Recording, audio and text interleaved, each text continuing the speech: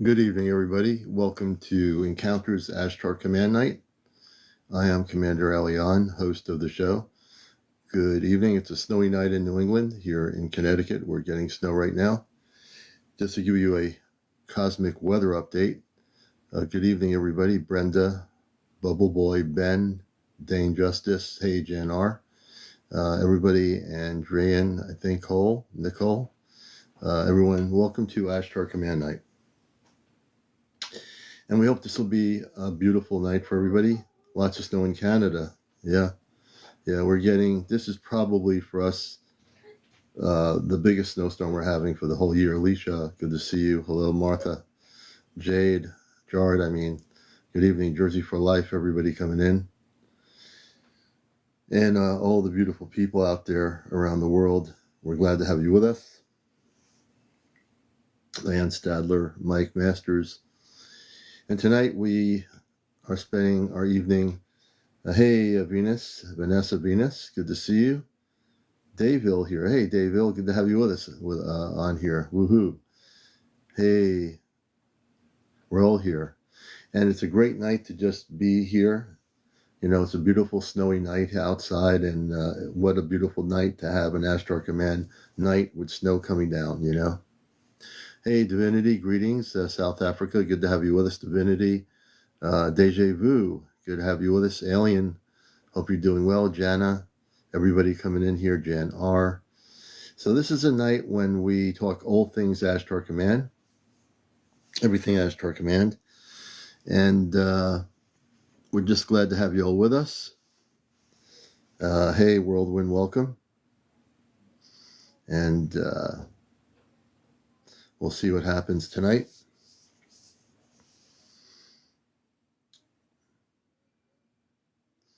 And Posse Jane, good evening. Daisy, good evening. Terry, good evening. Good thing it's good thing it's a Saturday night.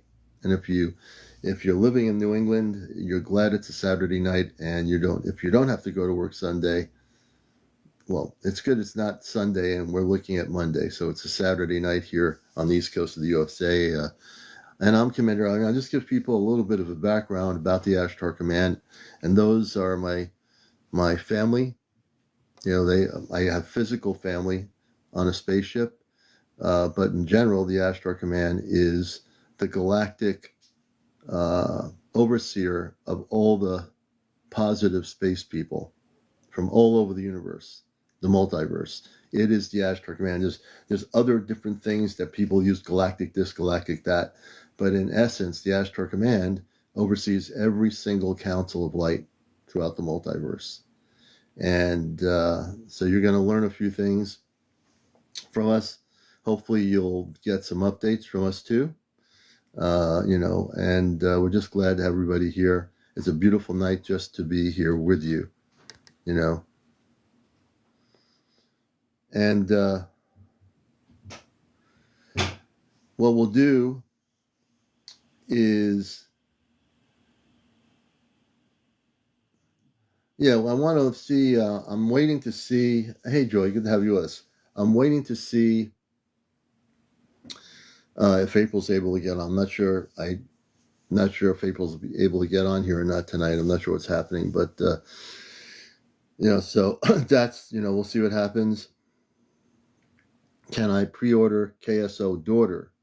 I had an encounter with, let's see, KSO daughter, you had an encounter with what? Who did you have an encounter with? And if you're new to the show, welcome. This is a night we do the regular encounter show Sunday through Friday. We have general encounter talk about disclosure and everything. Tonight, we really, an ET, you think? Okay. Stargazer, good to see you. Interesting. You have 2 other encounters this year. So I want to hold off on the encounters tonight because this is for people that are not used to this. This is a night when we, Chad, you got some great video footage. I spent this afternoon looking at a bunch of it, and I think there's 1 or 2 that I'm going to post tomorrow morning on Ashtar Command on the page. Kimberly, welcome. Green Eyes, good to see you. Leanna, Matthew, Lisa Matthew. Orb of Light stuff. Oh, cool. Very cool, Joy. And it's good to have you with us. Lizzie, Lou, everybody. So if people are new to the show, on Saturday nights we do a thing called Ashtar Command Night. And why do we do it? Because my key, hey Woodis, hey Marie, good to see you. Marlene Martin, I come from the Ashtar Command. So OG, good to see you. And I am an Ashtar Commander. Elisa, good to see you. And there are a number of us who come to Earth in the human form with the Ashtar Command. That's specifically who we are. Hey, good to see you, Kay Smith. I'm new too. Good to see you, Kay Smith. Robert Case. So I'm going to give you a little bit of background about us, those of us who come from off planet. You can call me a starseed. Some of you know what a starseed is. We hope so too. We hope to too, Steve. Hey, Green Time Machine. Good to see you, sister. You definitely are tuned in. And if you haven't seen her page, Green Time Machine, check her page out. She's got a lot of beautiful footage, and she's definitely in contact with the higher spiritual space people and their spaceships. Very, very beautiful. Care Bear, welcome to the show, and it's good to see everybody here. Arthur, thank you. And if people want to FYP, please do. And if you're new here, we've been on here for now 3 years. And then after some time, within that 3 years, we started Saturday nights to do an Ashtar Command Night because I needed to come out of the closet more and just let you know that even though I am having the human experience and I walk amongst the population like many of you do, some of you know you're walking amongst the population, you're starseed, you come from a planetary world beyond Earth, I do as well. And but for me, yeah, definitely. You have to go live, you have to have over 50. You need to change your setting. Can I pre-order KSO Daughter? If you change your setting to public, then people can follow you. And then tomorrow night on a regular encounter, Sunday night, we can bring you up and talk to you on here live. So I'm glad you're here. And I'm glad you're with us here and you found my show. And if you're not familiar with the Ashtar Command, some of you, it has been around for billions of years. And I'm not saying millions, I'm saying billions, right? And the Ashtar Command, where I come from in our consciousness, when I operate in space consciousness, which tonight I'm going to stay in space consciousness for the whole show, versus just human consciousness, what's the difference between space consciousness and human consciousness? Does anybody know what the difference is between space consciousness and human consciousness? Let's see what the answers are here. We're going to have a good night here tonight with everybody. And we welcome all the new people. If this is the first time being here, relax, take a seat, if you had, couch, whatever, and just enjoy being with us on this snowy night. Well, where we are, it's a snowy night. Leaf Canada, yes, on a higher level, yes. Let's see here. Oh, gee, welcome. You missed Snow Sparkles, yeah. What do you do? Hitman Julio, hey, thank you for the question. So the Ashtar Command, I'll speak for the Ashtar Command because I can.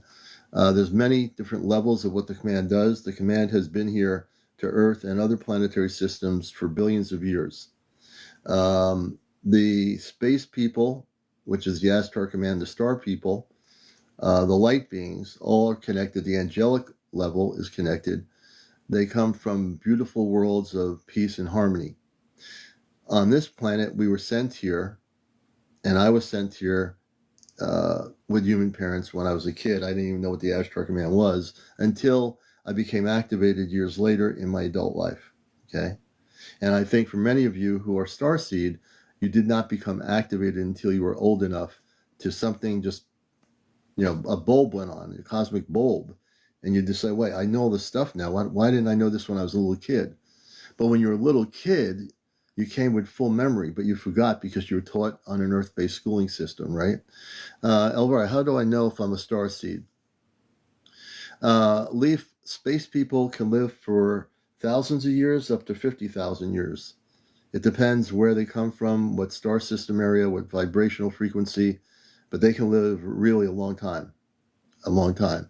And Elvira, in terms of knowing your starseed, ask yourself if there are things different about you versus the common person on the street when you're walking down a street in a little town or a city.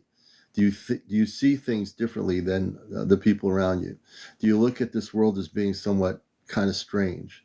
Do you feel like you're not a part of this earth, but you're from somewhere else? So there's a lot of feel. You have to do everything by feeling, folks. Great question. How do you know your starseed? You eventually will know it in your dream state too. Sometimes in your dream state as a starseed, if you're trying to figure out if you're a starseed, you'll have contact through your dream state, what I call the cosmic dream, with the origins of the space people that you're connected with. Not everybody has it right away, but that is a key indication of your connection. They might contact you in your dream state. So if you have these things happening, that's a good way of knowing if you're a starseed. There's a number of different things, but you're going to feel very different, very disconnected from the rest of the population. Most starseeds don't feel connected to the population. They feel connected to the Earth, but they don't feel connected to the way things are operating on the planet. And that's a good way of knowing it. How do you know if you're a starseed? I've always believed so, but I'm not sure. So, Harmony UFOs 1177. So, I love that you said, I do know. How do you know if I've always believed it, but I'm not sure? So, however you got to that belief, this is a great comment.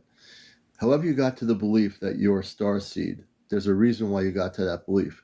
Because at some point in your life, that consciousness popped into yourself, and basically you are. I mean, do you have an idea of where you come from? Do you have dreams about going home to a different planet beyond Earth?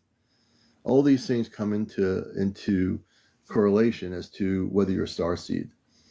A lot of times, if you're a starseed, you'll have very different dreams than a person that just has a regular dream about a car. You're going to a drive-in and getting a hamburger, and then there's a bunch of people drinking soda or something. That's just like a regular dream. But if you have a dream where you're connecting with something other than Earth-based dream, and it's a cosmic type of dream, that's an indication that you're kind of activated to realize that you come from somewhere else. Great question. Just be understanding of yourself. Whatever anyone else says, Harmony UFOs, you need to meditate, go within, and that's a key way to connect with your starseed self, meaning your cosmic self. When you do that, you'll have the ability through meditation to ask yourself, where do I come from? And if you meditate and focus on meditation, you will be able to do that. And in time, you can say, wow, I'm hearing that I'm from some other place. You have to listen to the inner higher self, the inner higher voice within you. That's the key thing. Separating yourself from everything around you, noise, people. Just take time for yourself, because obviously you wouldn't ask the question if you weren't a starseed. And the fact that you believe you're a starseed is that you are a starseed, okay? And that's not just a belief system. You are a living, breathing human being, but you're also a starseed. Your consciousness is just that of Earth consciousness. That's why you're here on Saturday night. And that's why everybody's here. Because your inner spirit guides you to know that, oh, this is where I know. This is where I understand that I am a starseed. I am a person that's having a human experience, but I don't feel like I fit here. I don't feel like I am part of this whole craziness of people wearing suits, going to work in office buildings, having millions of dollars or whatever. That's not who I am. You'll look at all these things around you and you'll say, this planet is really strange, the way they operate, the way they deal with things. And I've always felt this planet to be a strange place, Ham Bone Jr., I've always knew or thought I did until I got older. Oh, interesting, Ham Bone. Hey, Machete Arts, good to see you. You're welcome, Leaf. Have you ever met a Zeta? No. I'll never meet a Zeta, and I'm going to tell you why. People have asked me this before. Where I come from very high vibrational consciousness. The Zeta come from a very low vibrational consciousness within the 3D confines of this particular realm. The reason why I've never had any contact with them, plus I don't want to, is because I operate within the Ashtar Command, which are Christed conscious men and women, and space people, star beings, light beings that come from very high frequency. The Zeta, what you call the gray, come from very low frequency. They cannot reach to the high frequency because they limited their consciousness. So no, I've never, ever, never will ever meet one of those. Thank you for the question. That's a good question.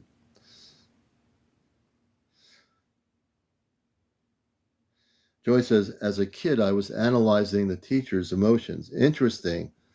Analyzing the teacher's emotions. Very good. Let's see. Jen, hey, Jen, good evening. Are they still coming to rescue us from this blank planet? I'm losing hope. So, Jen, the one thing I will tell you about the Ashtar Command, they're not here to just rescue us. That's not the purpose. The purpose is to have our planet join all the planetary spiritual worlds of peace. That's where we're heading.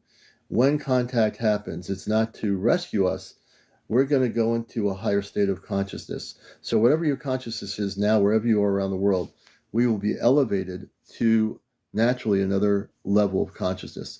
What I call a cosmic Christed consciousness is the way I would word it. Don't ever give up hope. I mean, if you watch all the 3D stuff around you, you're going to say, oh, I don't have any hope. But if you take time to go within and meditate each day, take time to just focus within, elevate your consciousness, and use higher frequencies of music to keep your consciousness at an elevated state. And I do know, because we live on the planet as humans too, that we see all the devastation and all the things going on. But a lot of that in time will shift. And we are going to have a time when contact does happen. Whenever that is, it's going to change the way this planet exists. So keep your head up, Jen. Don't lose any hope. That's why you're here on Saturday nights and with us on our program. We want to give people hope. We want to give people positivity of good things that'll happen. There's enough crazy stuff going on in the world. People need to take the time to just take a deep breath and focus on just having peace within, a quiet space, just to clear all the stuff out from the day around the planet to allow yourself to elevate in frequency. So we're not going to be rescued. Those of us that came off from another world here with the Ashtar Command, came here to live here, experience life, and many of you have come as starseed. But we're not here to rescue the planet. We're here to liberate the planet. And really, that's what it is. Part of it is to liberate the Earth. This planet needs to be liberated, and this planet will be liberated from the people that have tried to keep the human population from expanding their consciousness. It was never supposed to be like this. The planet was never supposed to be a place of war, of poison, of pollution, of all the things that exist around you. It was never, ever supposed to be like this. And now I can tell you that the negative ETs that have been working with the governments, with certain governments, they are being caught and they are being sent off planet. Every single moment, every single breath I take, they are being sought after and taken off planet.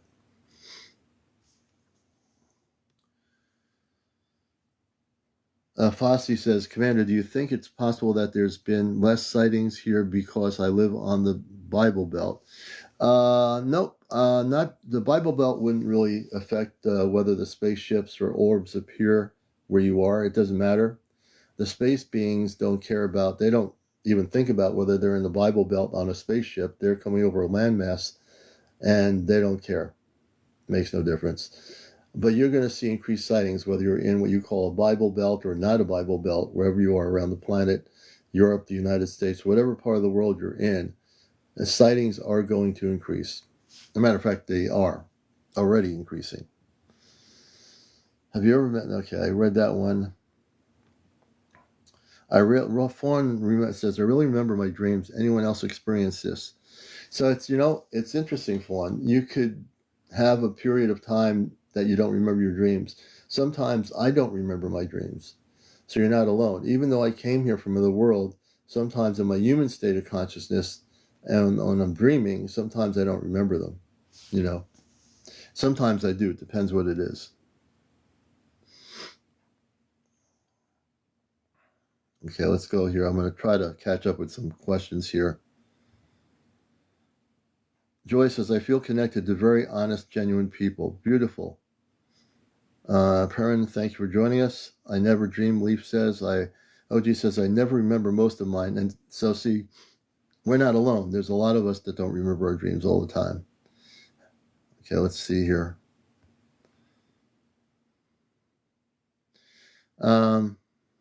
If you're a star seed, was you once a seed? Did you get planted? Okay, so let me explain what a star seed is, which I think is important.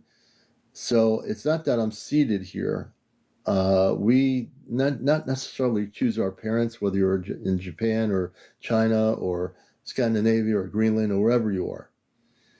However we got here to have our Earth-based parents, I don't know how that works, except to know, thank you, that we get here and we have Earth-based parents, and they live to a certain extent, whatever their lifespan is.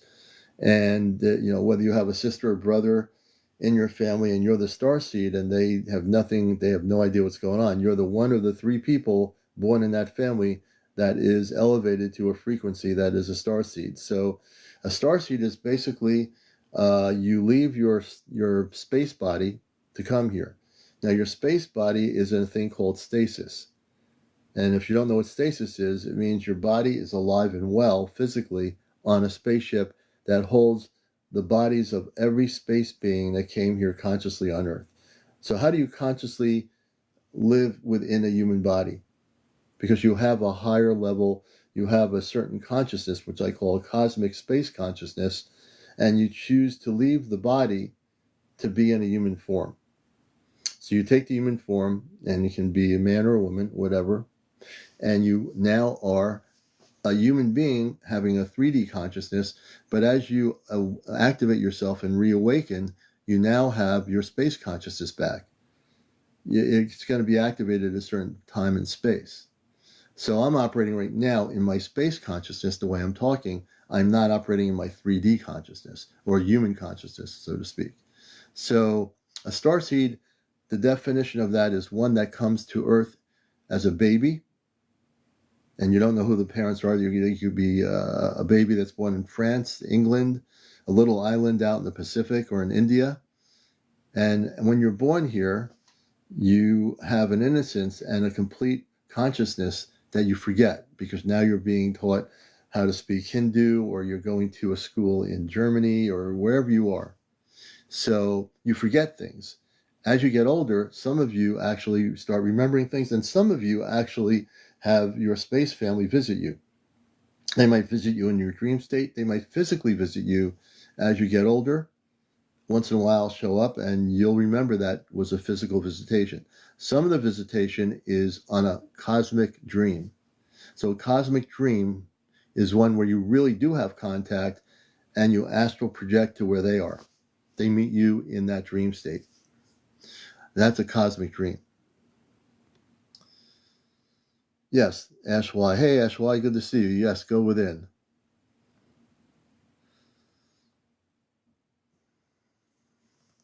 So, Joy, the way you deal with that is if you meditate and operate in a high frequency, Christed meditation, that will not happen. So you just have to use certain music if you're not used to doing it. Certain types of music will help you elevate your consciousness to the Christ consciousness. And as a starseed, there are other energies on Earth that are, in general, 3D that might try to be attracted to you. But once you're able to protect yourself as a starseed and basically elevate a surrounding of light around you, because you're going to be hitting energies all day. There might be somebody, you're driving on a highway, somebody has road rage, using that as an example, and they start going crazy. You're not going crazy, they are. Why is that? They're operating in a range of consciousness that is on a lower vibrational level. You are trying to drive calmly in this analogy, and you're not getting angry. You're not going ballistic, or so to speak, right? So to answer that question in general, if you have a real experience with space people, you'll know it in your dream. There will be no doubt. They'll operate on a telepathic communications level that will express words through consciousness. Words through consciousness, meaning here. You're not going to speak from here, you're speaking from your consciousness, right? So hopefully that helps answer that question. Let's see. Lawrence Hamilton, a lot of things are only indigenous Americas before America, Black civilization before colonization still. So on Earth, things did happen, colonization. That's the old 3D stuff that happened. And I met a Hopi elder many years ago. He didn't say a word, but I knew he was very much, very enlightened. He was very tall. He wore a certain hat.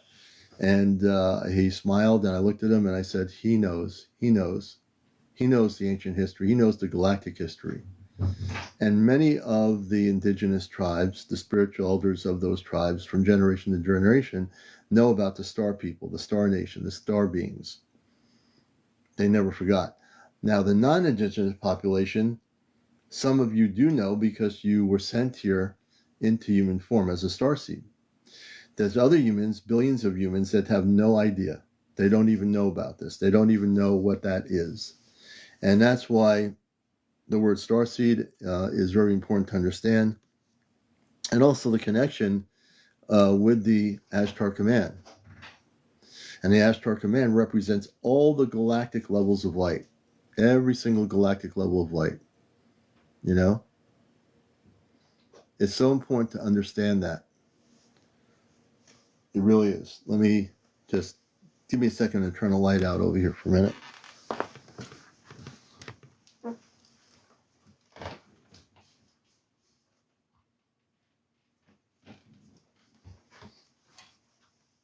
Okay. So we're back here. So it's really important to understand these things. Leisha says, I dream all the time and remember it. And you know, there's going to be a percentage of you here on Ashtar Command night that do remember your dreams on a cosmic level. I can tell you, I remembered last year a vivid dream where I went on the Ashtar Command ship and I was in a big white room. It was a beautiful room. It was very spacious. It was the control center for the Ashtar Command. It was the control center where they monitor planets. They have monitor screens, unlike a TV screen. They can monitor any planet in the universe, including Earth. And I was in that room, and I was looking at all this stuff, and the seating, when you sit down in the seating on the ship, was absolutely beautiful. That was the only time that happened to me about 2 months ago, maybe less than 2 or 3 months ago. But I don't remember all my dreams. I just don't. You know, so yeah, I just don't remember all my dreams. Let's see here. Hey, Gabe, good to see you. I know I'm going slowly through the comments here. Oh, gee, apparently I talk and move all night, but never remember. You know, it's interesting, OG, and who knows where you move and where you go. I mean, you could be going off planet, and it's hard to say. But, you know, probably you want to keep a journal. I would try to keep a journal and or record what you're doing. Maybe have a little recorder going and see if you're communicating with one of these space people. Okay, let's see here.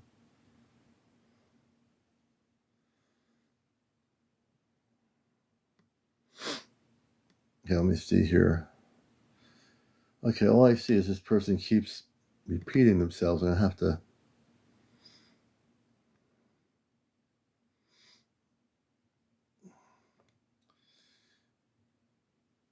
So, let's see. Yes, so isn't everyone a starseed? In truth, everybody is, but not everybody realizes they're a starseed. Great question, Hitman. So, not every human being knows they're a starseed. There's many people here that say, oh yeah, I'm a starseed. I know who I am. I know where I come from. And they're very clear about it, But a lot of people don't know. That's why it's important for us to teach them on Ashtar Command Night what a star seed is. Kimberly, if you are here and now, Kimberly says, if you are here and now, you are a star seed. Yes, Kimberly's absolutely right. So if you're here now, you came from somewhere else. Star, thank you. Anonymous, thank you. Yeah, this is a safe space. Absolutely. Thank you for the hat. I think there's a lack of openness and lovingness on people. Yeah, there's that too. We live in a planet that's still somewhat dysfunctional, this Earth, but it will be changing to a much more loving, spiritual, functional place for everybody. It doesn't feel like it now with all these crazy things going on, but I can tell you the Ashtar Command will never let this planet be destroyed. There's no way. This planet's not going to, in this timeline, as crazy as the world is, this planet is going to be going into a higher elevation. When we talk about a new Earth, and as an Ashtar Commander, I will tell you there is going to be what you call New Earth. New Earth is not going to another planet in some other solar system or some other galaxy or other dimension. It's going to be this planet. As much as it doesn't look like this planet can be a new Earth. You know how you go to a store and you say, well, I have all these raggedy clothes I was wearing for 10 years, and man, the clothes are torn out, they're stained and everything else. So then you go into a store and you say, wow, I can get a new pair of jeans, a really cool looking shirt. I can make myself look really good, clean myself up, and I'll be refreshed. I'll be new. So I know it's a kind of a weird analogy, but look at that analogy and look at the planet Earth. Mother Earth will definitely be renewed. This planet will be renewed. This planet will ascend into a higher state of consciousness. It already is. And that's why certain things are happening on the planet. When earthquakes happen, when the planet releases stuff, it's releasing old energy. It's getting rid of the old energy. We've messed up the planet, not you and I personally, but those in power around the planet have done things that are against Mother Earth. And Mother Earth is saying, look, I'm going to ascend. You're on this planet. You better get ready because I'm going to do what I'm going to do, and I'm going to clean myself here to ascend to the higher state of consciousness. So the planet Earth is a living, sentient being. So how many of you know that the planet is a living, sentient being? We were never taught that in school, right? When you took astronomy classes or science classes about space, they didn't talk about planets being living, sentient beings, but they are. Just like you're a living, sentient being. Do I think the moon is a spaceship? Yes. Thank you for the question. Your dog, yes. It's an intergalactic space station. Absolutely correct. So human population, billions of humans exist. Not everybody is yet there. Not every human being on this planet is yet there. Because they're so engulfed in living day to day, trying to live, they don't have time to go within and understand their consciousness is shifting, or that they can shift their consciousness. Mother Earth, for billions of years, has been through devastation, wars of all different types. But now she is saying, I'm ready. This universe we're in is at a higher state of frequency now. It's not the planet, it's the universe. So when we talk about Earth going into a higher state of consciousness, every single planet, every single solar system, every single galaxy that has life is going to go to a higher frequency of consciousness. So we're not a singular planet having a singular experience. Although, because we live here, we're all going to have that experience. And it will be considered our own experience, because why not? We're living on Earth. We're not living on Mars. We're not living on planet B, C, D. We're living on Earth. So we're going to experience everything that's happening now, right now. Blue-gray, you see blue beings. Beautiful, Bill. Yeah, the blue beings are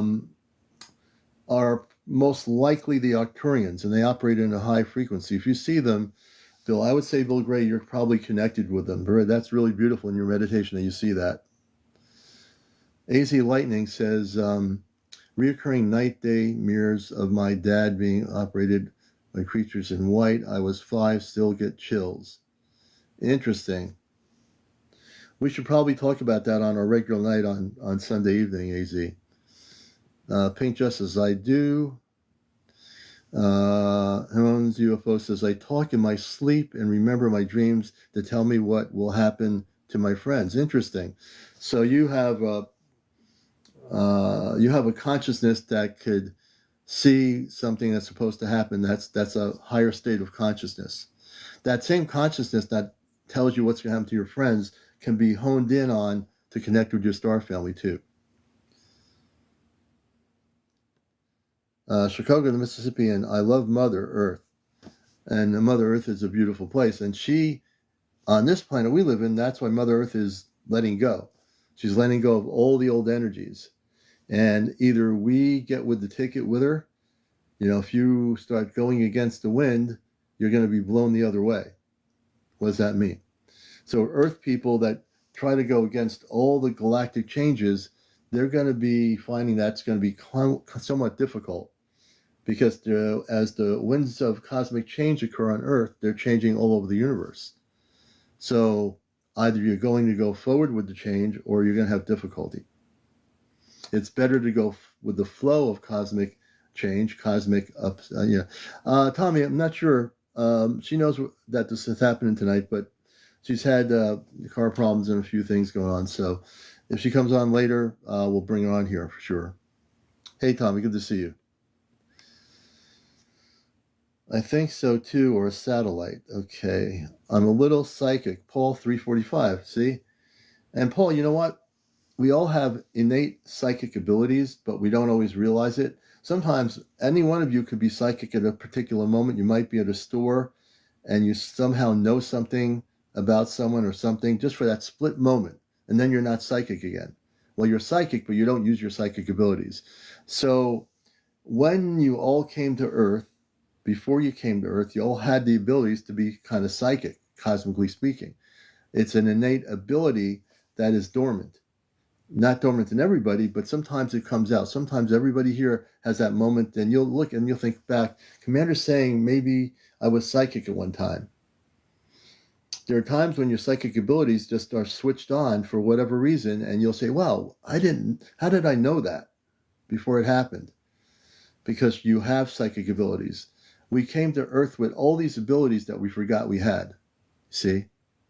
But now we're going to remember who they are, what they are. Chicago, the Mississippi, I'm ready to ascend. I think most people are. Now, when we talk about ascension in the Ashtar Command, you're not ascending to another planet. You're not ascending to just get away from Earth. You're ascending in elevating your consciousness. That's what the ascension is. The ascension is the elevation of your consciousness from your human consciousness to your galactic consciousness. And everybody has what they will have is a galactic consciousness.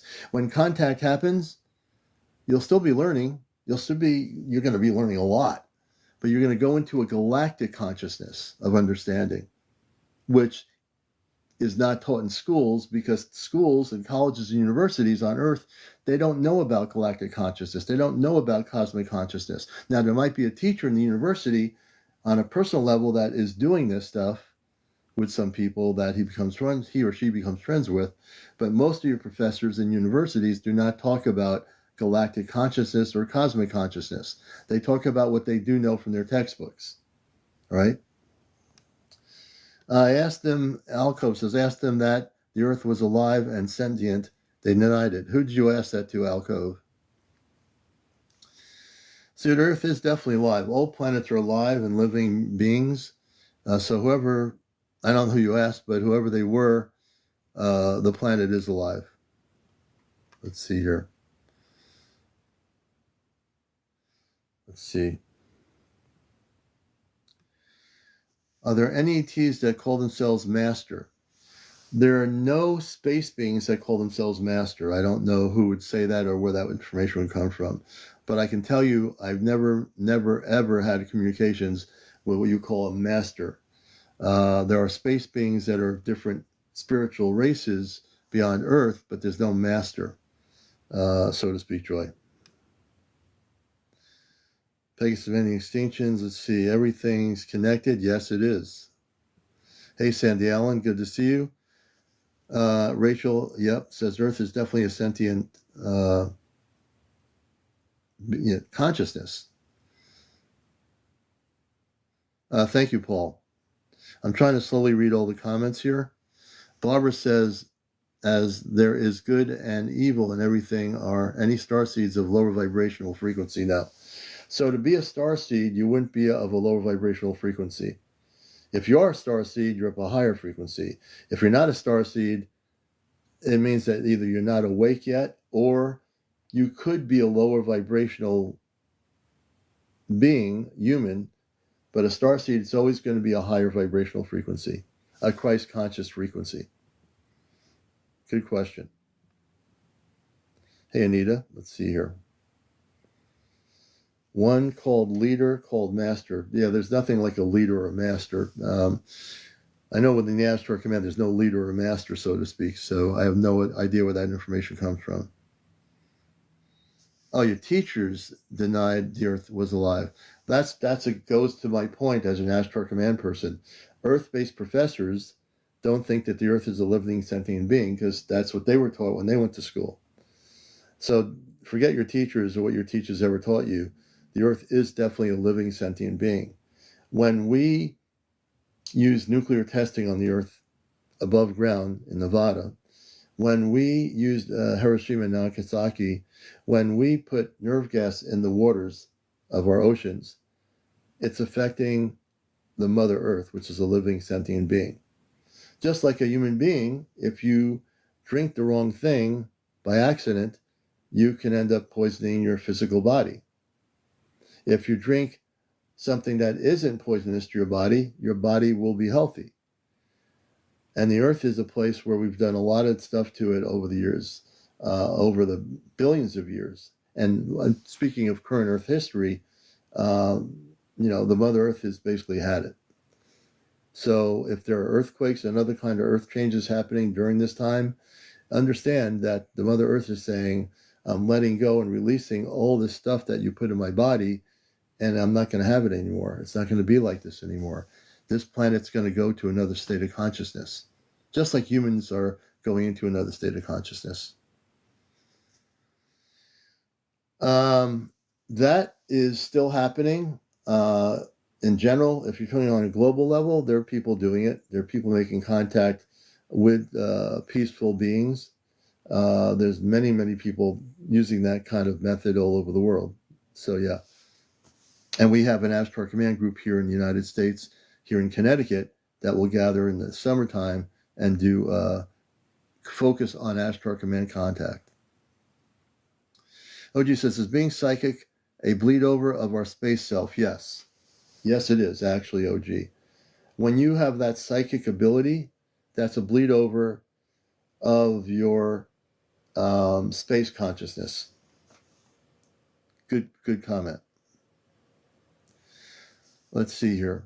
Nicole, yes, says, are we going to go to Mars? I clearly remember you saying we can go while Earth is being revamped. I'm not sure about Mars, but there will be a time when we will be able to go off planet to different places, and that's not specifically Mars. But once contact happens, you'll have the ability to do a number of different things that you were not able to do or not able to do right now. So good question, Nicole. And I'm sure the things will be revamped and changed as we get closer towards whatever contact's going to happen. The contact part of this whole thing that we're going through right now, with all these sightings of the orbs, that's part of what's going. It's getting people prepared for something much greater. You're being prepared for something way greater than just a bunch of big orbs in the sky with multicolors and so forth. But that is activating people too. When you see these orbs that are in Europe and other places that are multicolored in the sky, and they go and they're responding to you, it's a consciousness. It's a higher spiritual cosmic consciousness that's communicating with you. So yeah, you're being prepared when that time comes, Nicole, that it's not just Mars, it will be your ability to actually be going other places at some point. There's no limitation.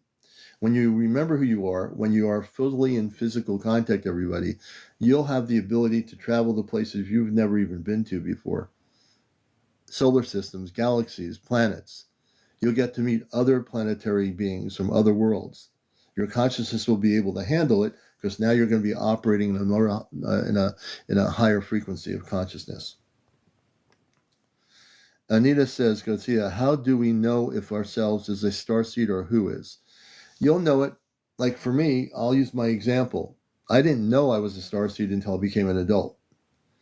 I mean, I had my connection with the star people when I was a kid, but I still didn't know. I just remembered everything about that. I didn't know what a starseed was. I didn't know what Ashtar Command was. I didn't know anything. I had a lot of sightings, but I didn't know that there was something happening that was beyond my understanding until I got older.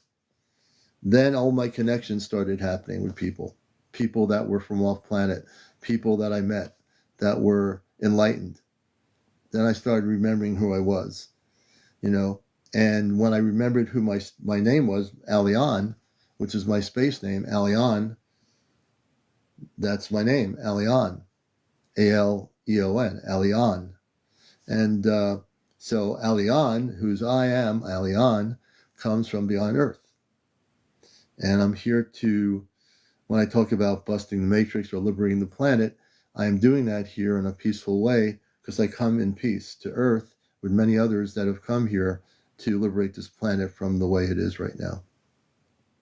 So in terms of knowing how you are, Anita, a starseed, again, if you go with the inner meditation, you will get that answer. And it's a personal journey for every person. It's a personal journey. So as you go through that personal journey, you will know that. Now, you might not know it right away, and there's no rush to figure out what starseed level you're coming from, where you come from, where you were before you came here. But through meditation and inner reflection, ask yourself, ask your higher self, where am I from? Keep asking yourself. And if you listen within, you'll get the answer. Yes, starseeds do have soulmates. Hey, alien, starseeds do have soulmates. Yes, absolutely. Absolutely. They all do.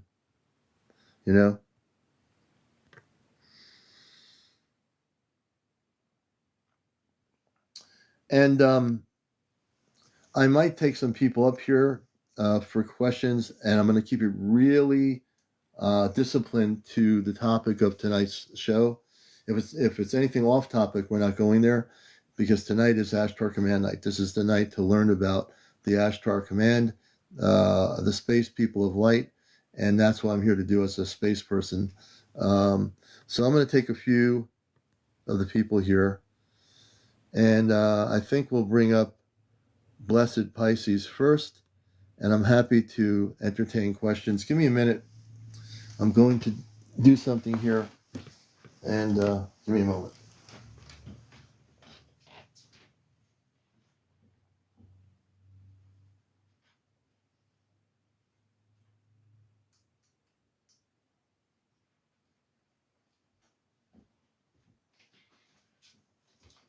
Okay.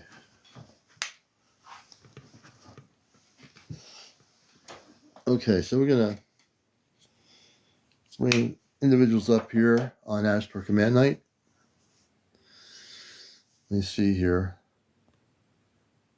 And let's see if I need to turn my volume up.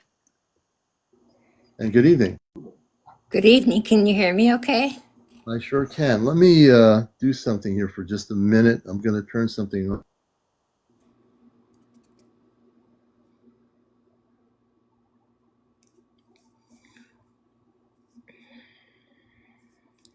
I think it froze on you here.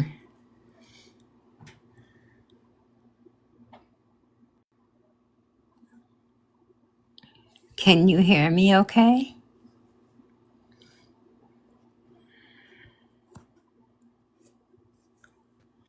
Welcome, Blessed.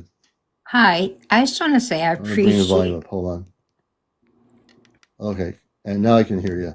Okay, I appreciate your feed every night, and I gotta wonder. Do you think there's any hope for us with the ETs coming our way? Because in our state of, the state that we're, excuse me, the state of our world, particularly the United States, it's just a mess right now. Do you think there's hope for that? Because Well, Again, it's not just the U.S. You have to look at the whole planet. So we're looking at the Ashtar Command looks not just at one particular nation. They look at the Earth as the Earth. So they're looking at the whole planet needing to be helped. And so no matter where you are on the Earth, I can understand if you're in the United States, that's your concern. If you're in an island off the coast of the Pacific somewhere, that's your concern. well, I'm But in the United. Oh, I'm you're in the sorry. United States, Yeah, but right? I mean, Right. I know it because it covers the whole world. I didn't want to get all political about it. That's the reason I just kind of Yeah. asked. So when they come, they're coming for the whole planet to help everybody on the planet. Billions and billions and billions of human beings on the planet will be assisted. Um, and the divine plan of this whole thing, and when contact happens, is up to the space people of light. It's not, there are human beings who ask me this question, a certain question, Commander, when is the contact going to happen? When? And I know people want it to be like yesterday. But Hmm. one of the things even I have learned, because I am human also, and I asked that question, I said I'd like to have it happen tomorrow, but it's a divine plan. So the word divine plan with contact is really interesting because when they say divine plan, everything is divinely set up to happen at a specific time. We live in a planet where everything is operated in time. We are having individual people have contact. There are people on the planet on my show that have had beautiful contact with space people already. That's happening on an individual basis, but the collective basis of contact, everybody, will happen at some point in the future, which is not too far off, where we will all experience contact on a physical level with the star people. I appreciate that because I worry about our humankind here and how things are going to go because it's just so messed up. And so, I used to be afraid of the idea of excuse me, extraterrestrial. Can't talk tonight. Extraterrestrials coming Okay. here. Now that I've talked to you, not talked to you, listened to you for so long, and it's like they can't get here soon enough because things are just Hmm. going so, I don't know, it's going crazy. It's just so excuse me, but so butt backwards. When you look, and I know, Bless, what you're saying, because when we all look at the Earth, I try not to watch a lot of Earth-based news, and even on this TikTok, you'll see things. But my main focus is if everybody focuses on inner meditation, that will help you get through what's happening on the Earth right now until we have contact. It's really crucial that every human being take time to do this once a day, 30 minutes a day, because if you look at the world the way it is right now, you're gonna it might on a human level you're concerned about it, and you should be from a conscious level, but it's not going to help you get to the where you need to be when contact happens, and that's where focus on meditation, higher dimensional music. These are really important things for people to do. I really do believe that in my teachings, that is so important right now that people don't get freaked out over all these things that are going on around the planet, but focus on yourself, focus on inner reflection. Focus on if you see somebody that needs help on the street, help them. Those positive little things we do can make such a big difference right now until contact happens. Oh, I agree. Just doing random acts of kindness, even if you just smile and say hello to people Yeah, these days, some they just need that little bit of oomph. And I am very intuitive. However, I'm not at your level, but I can feel the change in vibration of things, and I just feel so helpless because I can't do anything about it. But I like yeah. your platform really at least enlightens me and gives me hope that you know something's coming to help us. I don't know what, but And don't feel a sense of hopelessness. I mean, you can feel whatever you want. That's a free will.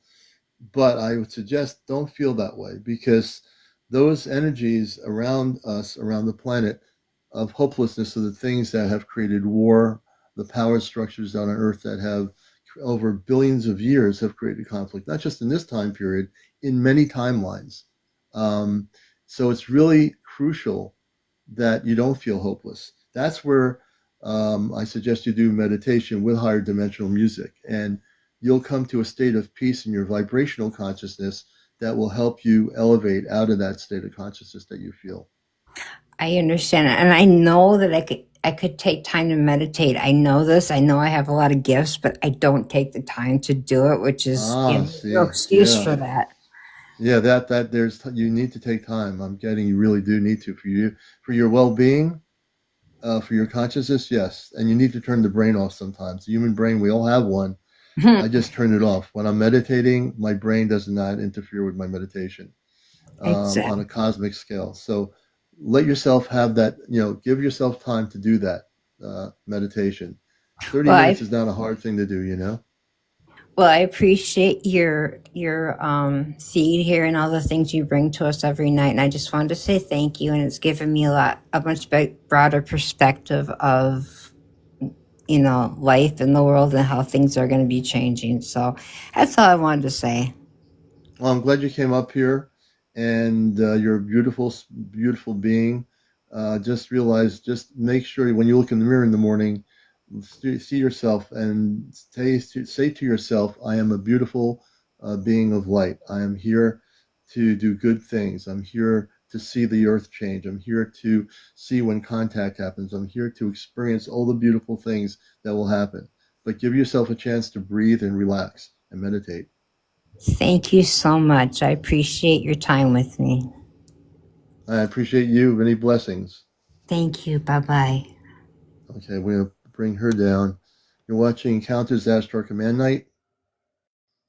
Let's see. Me, please. I got interesting questions. Again, when I bring people up here on tonight's show, it's always about Ashtar Command, about the elevation of consciousness.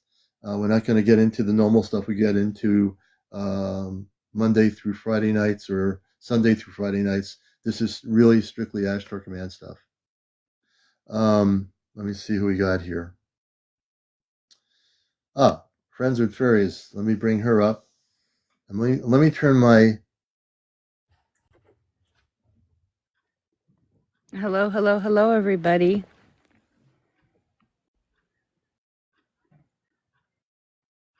Oops. Hello, how are you? Hello, how are you? I'm good. Sorry, I'm late. I'm going to turn.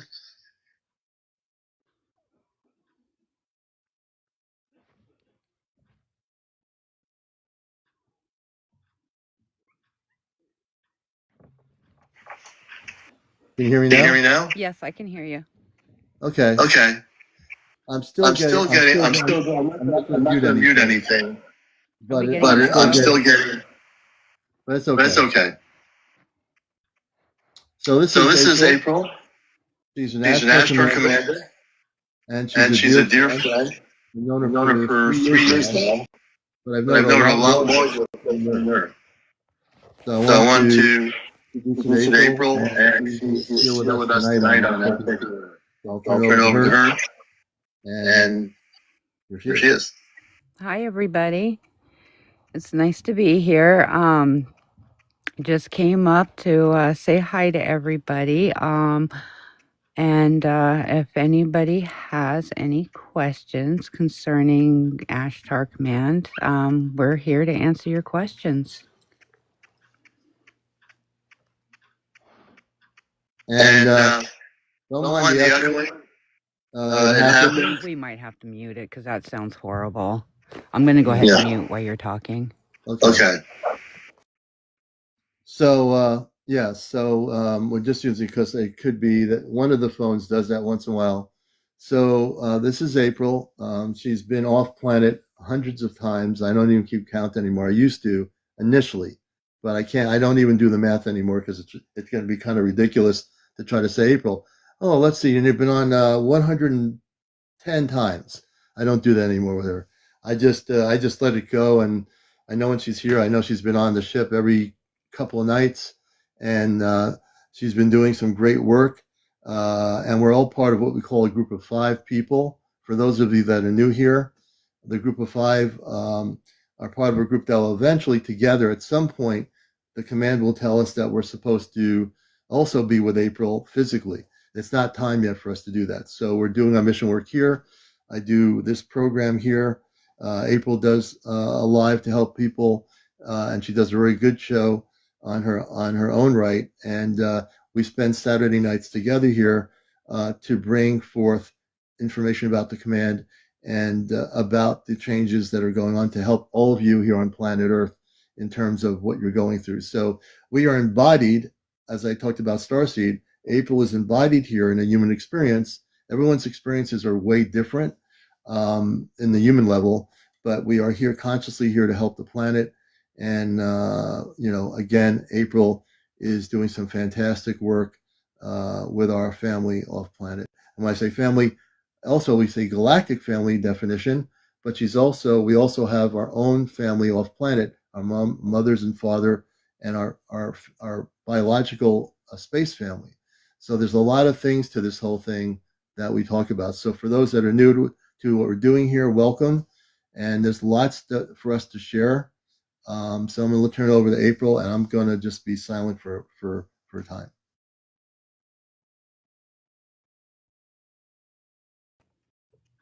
Okay, so I saw the first question from Tommy. It says, April, what are those crazy sounds from the sky coming from? I've actually myself heard and recorded those sounds. The first time I heard them, I was very confused as to what those sounds were. And so I have to be careful of my wording because of TikTok and the way they like to target people who tell the truth. So I'm going to be kind of cryptic in the way that I'm speaking. So please be patient and bear with me because I don't want to get the commander into any trouble. So those sounds are our, we'll call them the rich people. As a whole, I'm not, I don't know if we can I say government on here? Yeah. Okay. So the government, it's them refurbishing specific things and trying to get them to move through fake cloud cloaking. And they can't quite get it. They are trying to they're trying to mimic what the command has, which is silent aircraft moving. And so they haven't quite gotten it down yet. So what you are hearing is their noises from their fake things floating through the sky. They cannot get the whole silent thing down. They're trying. They got the smaller ones can do it, but the bigger ones they cannot. They're refurbished. So that's what you're hearing. It's very mechanical sounding, or it sounds like almost like Godzilla in the sky. Yeah, I've heard it myself, but it is their ships.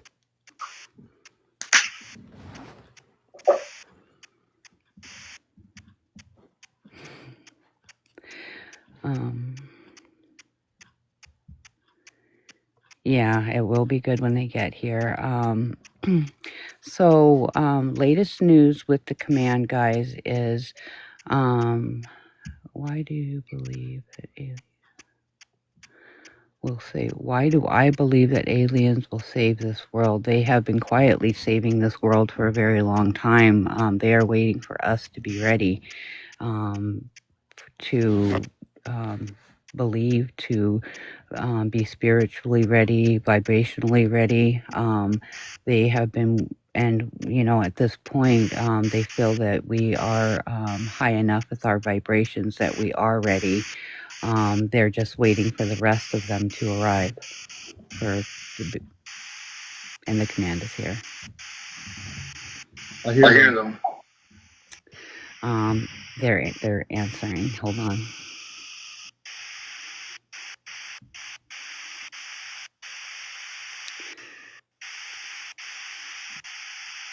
They're saying they're waiting for the vibration of love to be heightened, for us to have peace within ourselves,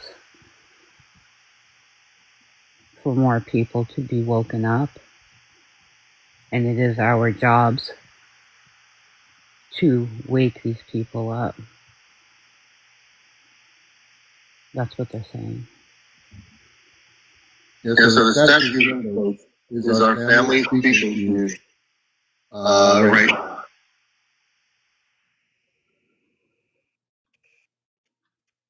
And they said hi. That must be for you. Oh, Oh, I I want to want to say say hi hi to to my my brother, brother, Lomar, Lomar, and and my my mother, mother, and and my my brother. brother.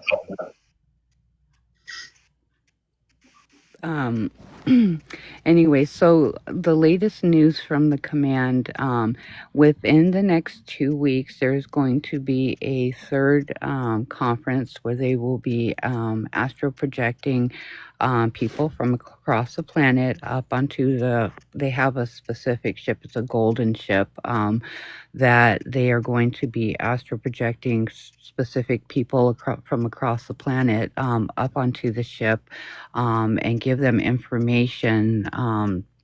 And this information is pertain to certain things that are supposed to happen after contact, and this is specifically for light workers, healers, people that are very like-minded as far as being like a light worker or a healer, people that they feel would be able to help others.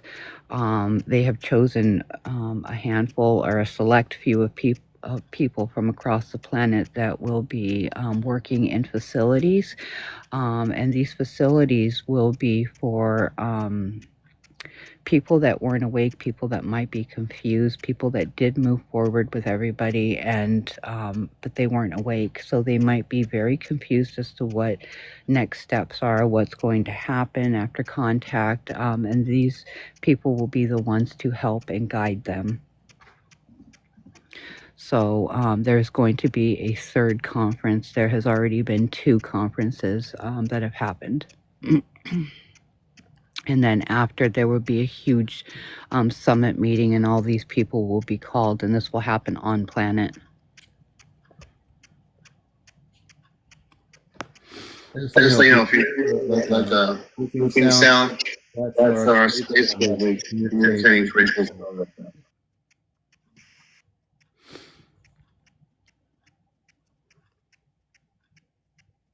I'm sorry, that loud clicking sound is my clock. I have a big old clock, and You it's have You a have a clock? louder. Okay. Okay. That's what that ticking is. But But the the static static before before was was our our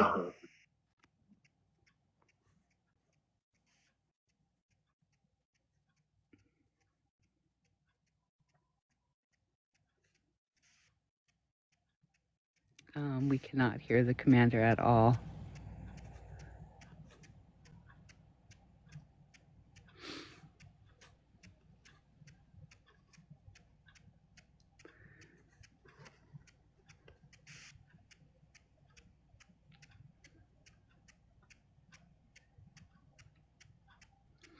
Yes, April, do you know what is causing the plane crashes? Yes, the Leviathan are causing those to happen. They are diversions. They are causing those to divert people, to have people watch these crashes while they are trying to move equipment into specific places, and this is to try to stop contact from happening. They have been moving, the government has been working with the Leviathan and been trying to move them into specific spots around the planet. The command has been putting a stop to it, and we have been stopping their ships that they have been trying to move. They are creating issues, so we are watching that and not watching what they are doing.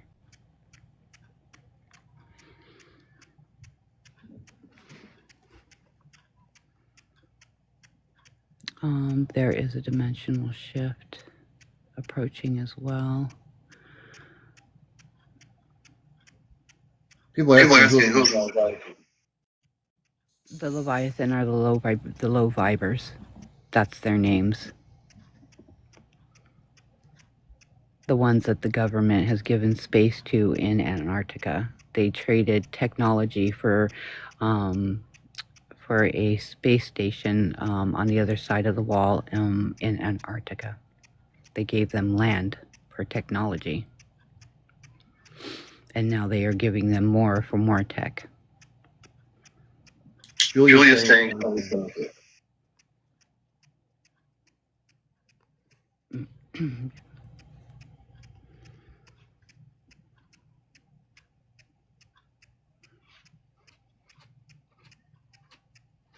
Yeah, they have been doing this. So when that first solar flare happened, and people were seeing stuff that had come through that solar flare, that's when the Leviathan had come. They needed us to in doing gatherings, because we create a chemical, and when we gather together in groups, and these groups of people will create a chemical that goes into the air. That was the final thing that they needed to open the portal for these Leviathan to come out. So when that solar flare happened, people were seeing things come out of the sun.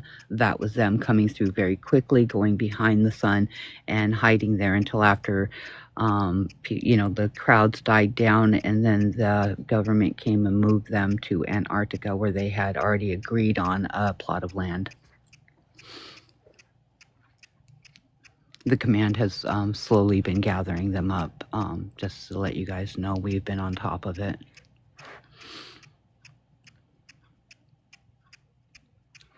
I won't know your jobs, but you guys will be informed of what they are. You guys will have choice about the things that you will do. You weren't just going to be told, unless you already had a specific job off planet. They're not going to tell you, hey, you have to, go work in the grow rooms, or hey, you have to go do this or go do that. They'll find something that gives you joy, and that's what you will be doing. Or maybe possibly being more educated. It depends on you.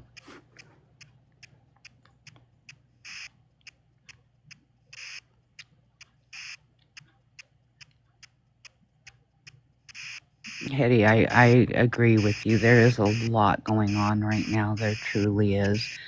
There has been a lot going on for a long time, and it is not the space people that are trying to confuse things. It is the government trying to confuse things. They've been doing this for a very long time, and they're very good at what they do. The only thing that I can say my suggestion would be is to, know that that the Ashtar Command is here to help.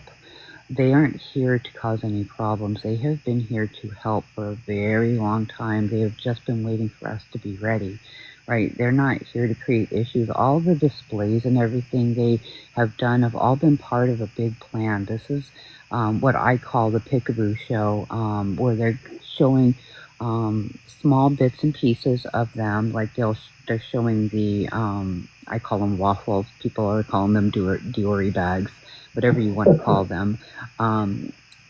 So even these small displays of the waffles, some of the first set of waffles were them. The second set of waffles were us, and then the third ones and the fourth ones, were a mixture of human beings getting in on the action, flying their stuff around, and then the government trying to act like they're doing something when they're really not. They're like pew-pewing down humans, waffles. And then the ones that are up there, the ones that aren't really theirs or people's, that they're like true waffles. Those ones that are up there, those ones aren't doing anything but showing you beautiful displays, right? They haven't caused any issues. They're not up there causing any problems. All they're doing is showing you a beautiful display and then leaving. They're just giving you a preview, a quick peek into the way things could be. This is their way of also desensitizing us so that we aren't, going, hi, oh my God, there's stuff in the sky, what are we going to do? It's their way of saying, you know what, we've already known this was going to happen. Like, we've been talking about it. I know we've been talking about it on my show for months before the Peekaboo Show started. They said it was going to happen, and I've been telling people it's going to happen, and it happens, and I know the commander has been talking about it as well.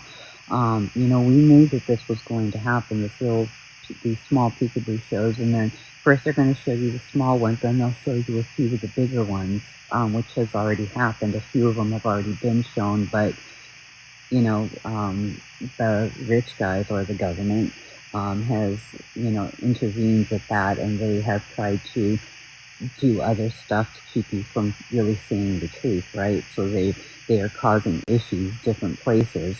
Some of these downed air vessels, the helicopters, things like that, to get you looking this way, so you're not looking over this way. So, the good space beings over here showing you these large, beautiful ships, and they're only doing it in 30-second increments. And the only reason I know this is because one of the ships that was shown were mine. I was there. It was my ship shown. And so, but they've been doing these larger ships in little specific spots, and we've only been doing them over the ocean surface as well. Not over land, not to freak anybody out. We've been doing them in these back off places where people can witness them, but where they wouldn't seem threatening. Yeah, people hearing the static again. The static is coming. So I think it's our space people. It is. They're talking. They're agreeing. What they're doing right now is they're agreeing with me, and they're basically repeating back what I just said. Yeah. So when you hear the static, that's our space family. They're watching the show, and they hear everything in the comments they can see. And your dad is on the ship right now, and he's saying hello. He says your mother says hello. I want to say, Rudolph, I love you, and Luna, I love you. And when the time comes that we can expect me to be both of them. He says you have a beautiful audience. And there's a bunch of them agreeing in the background. The command can reads all of the commander's chats. They read my chats, the commander's chats. Anytime he goes live, the command is monitoring all his shows. So if there's anything that you guys would like to say to them, they monitor the chats. They read what you guys are saying.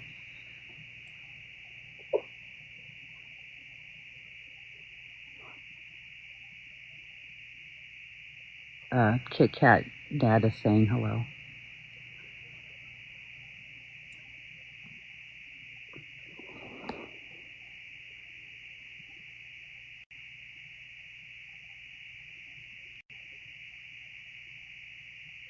I just want people to know that I love you all. Okay. One of them just said, hello, Palladian. They like your name. They're laughing.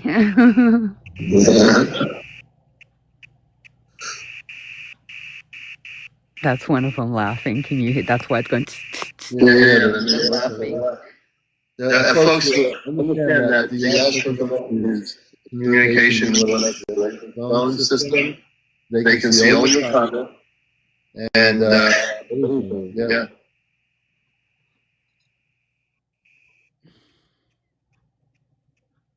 Okay, they're silent now.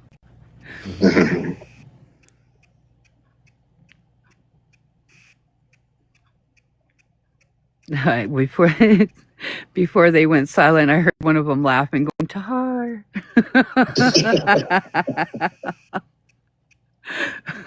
They've got a really good sense of humor, guys. They really do. The space people they're actually really funny. A lot of them. They're not as serious as you would think that they are. They're a lot like us, believe it or not. Space people aren't perfect. They've got space people problems too. They get emotional. They try to keep things spiritual, and they try to keep things about forgiveness, about love, and they try to lead by example, about heightening your vibrations, about looking after family and things like that. But they've got really good senses of humor. They really do.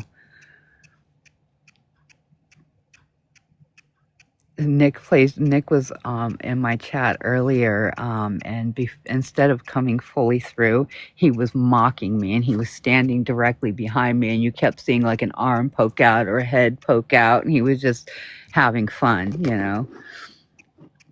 And if you don't know who Nick is an Ashtar Command guard that is one of the guards that is sent to protect me and my family, and they have access to my home through a rift. And every once in a while, Nick will come and join during the lives. If we do dance parties and things like that, he comes in and dances, and he loves it because he really enjoys dancing because he doesn't get to do it on the ships very often. So he likes when we have dance parties down at my house, and so he comes in and joins, and the command is completely fine with it. They also come in on occasion and join. I've had high commanders. I've had the big J guy come in to my chat and hang out with us. Kit Kat, Dad said hello. Oh, he's saying it now. He sees you. He's laughing. He's saying, I know I haven't seen you the last few times you've been on the ship. I just want to tell you how proud both me and your mother are of your performance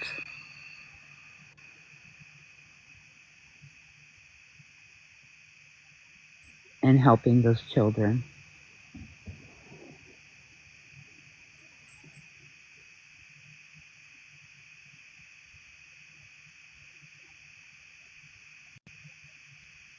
He's being cut off. Son, you've been doing an excellent job. You were doing what you were sent down for. Keep helping the people.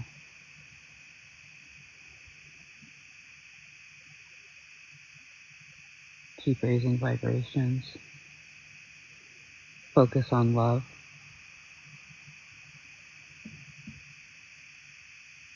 We love you.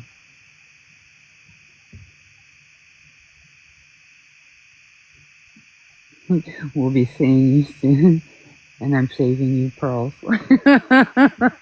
Your dad's so corny. Let me just, I just want to say, I'm just putting on mute for a second, April. So I just want to say to my father, I'm glad to hear the word soon. Sooner than later, as the old saying goes, on earth is a really good word. So I feel that in my heart. For people that are watching our show tonight, it's really for me to hear my father speak in these terms. If you, my emotional feelings when I hear him speak, and April, thank you so much for translating everything through, because they come through her phone. She can hear what they're saying, and she could just repeats what my father's saying. There's a great love that I have, and when it came to Earth, like I said, I didn't know. I just knew that something was different about myself, but I couldn't quite figure it out because I was a regular human being having a kid's experience. We all were. April was once a kid. We all were. But to sit here and hear my father telling me that I'm doing good things, it means a lot to me, because sometimes living the human life in this body is not always easy.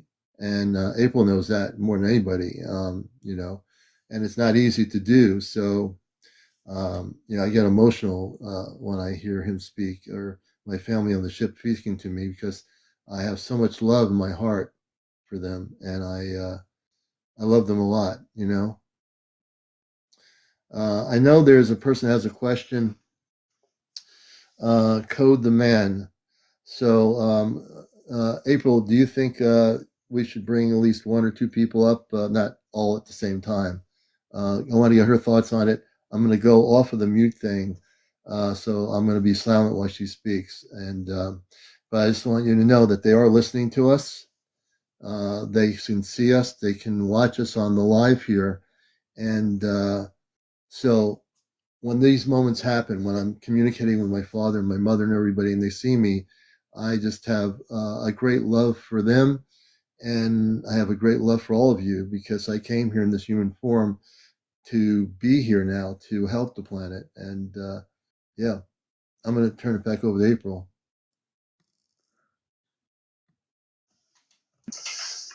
Yeah, if you want to bring people up, sure. Okay. And who wants to come up here? Let's see. I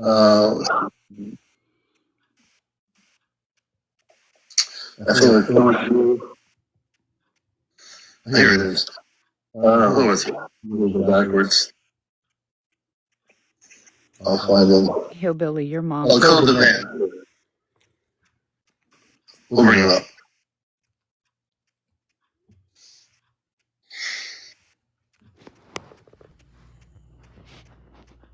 I just sent you a guest request. I'm going to be silent.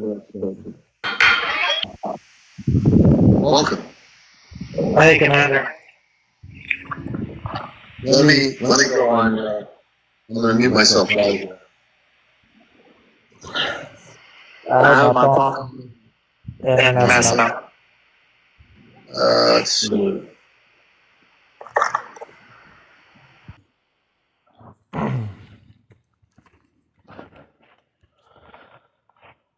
Yes, it's messing up.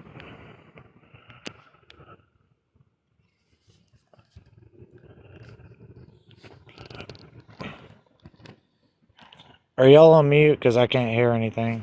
Yeah, I'm going on mute.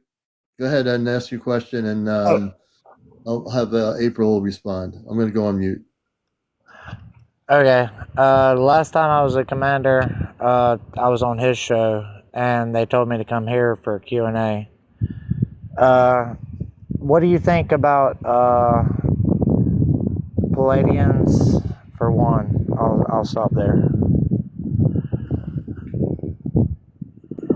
I love Palladians. They're awesome. I work with them almost every night. Okay. The last time with the commander asked about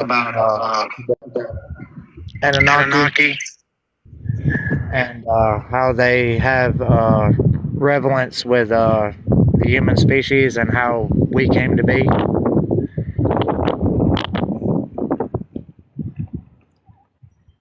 You have a lot of wind in the background. Can you please repeat that? And how they had an effect on human creation. So I didn't hear all of it, but are you asking how I feel about the Anunnaki? How they had an effect on human creation. I still can't hear that. You're cutting I out. think my phone's. It is. Yeah. I could hear like Commander, in a second. just take me down. I need.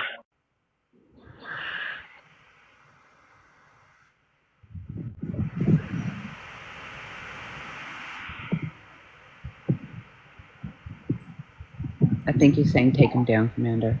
Yeah, just take down because my.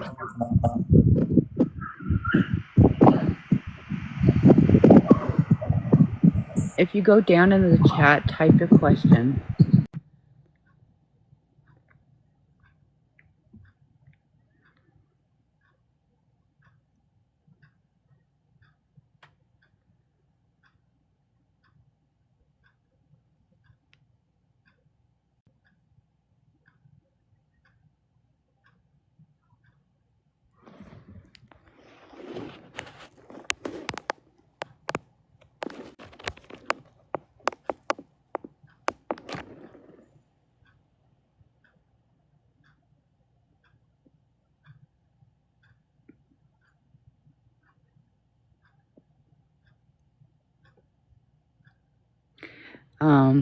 Yeah, we got echoing really bad. That's why we're muting back and forth. It's really hard to understand each other with the echo.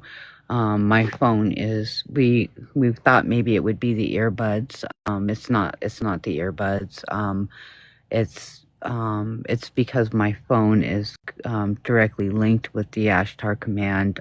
They can speak and communicate through both my phones at this point.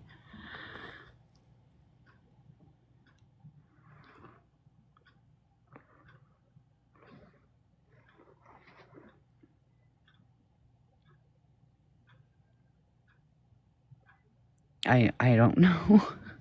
It's just a problem we've always had with the phones. It doesn't matter what phone I'm on. I've got a brand new iPhone and I've got an older iPhone.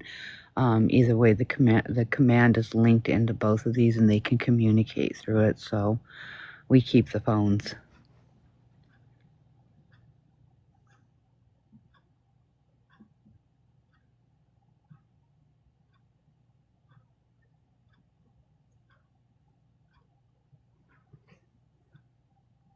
Commute. Give me a Give me a second. second. I'm just going to do this here for. Are we made by? No, we're not made by anybody. We are essentially created by the Creator that created all the people. You see, on Earth, there's these different theories that we're made by some other being other than ourselves, other space being or other ET being. But what I try to educate people on here to understand is that we're all created by God, who has no God is everywhere. God is everywhere. God on earth, people have such a weird thing about God on this planet. You think God is, on a dollar bill. You think God is, God is, the people say, oh, they'll say, oh, God told me I have to go to war. God says I have to, put a bomb here. God doesn't do those things. This is human consciousness of a 3D consciousness. We don't do that. The space beings don't do that. The God is universal. God is multidimensional. God has no limitation, no box, no circle, no wall. But on Earth, humans look at God as having this. God is made in whatever you wish God to be, but in truth, God is not he or she. God is just God. God is pure light, pure love. Pure love has no limitation. And so, for you as human beings, our goal is to teach you that in our space consciousness, where we come from, April and I, we come from places way beyond Earth, and we're definitely all experiencing, April and I, this Earth-based reality, and it's really sometimes it's hard to deal with, and that's on the human level, but on another level we understand why we're here, and this is the most beautiful thing we can do, be here with you tonight to share all the good things that will happen, because you hear of all the bad things on your planet, but you don't hear of all the good things. And we want you to understand that there are many beautiful things that are going to be happening, between now and next year. And we want you to try to focus on going to inner reflection. It's really important for human beings to do that. Most humans get so caught up in going to work, getting home, getting gasoline in the car. Did they forget something at the store? On a human level, that might be somewhat important, but on another level, it's almost not important, because there's another part of things that are going on that we want to bring to you, that we want you to understand so much so. And love is not just a word for us. Love is something way bigger, April. I know this. Love is something way more than anything we can possibly tell you. Words have power. Yes, God is a frequency. God is everywhere. Just if you allow yourself to be in the frequency of God consciousness, all our parents, everyone in the universe operates in that consciousness. There's no limitation. There's no greed. There's no wars. There's no disharmony. And it's an energy that goes way beyond human consciousness. So I'm gonna switch over to April and put myself on mute.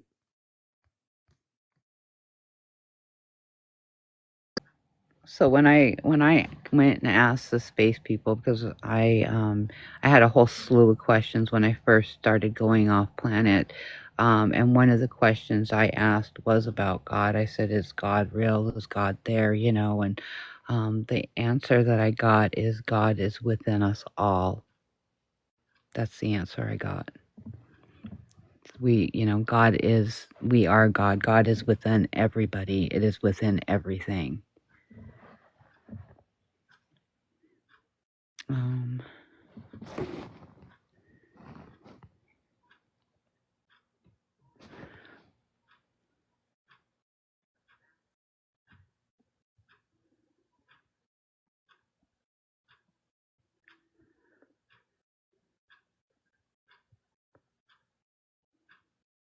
Oh, this one says, when you go outside, enjoy your surroundings, especially when you are in nature.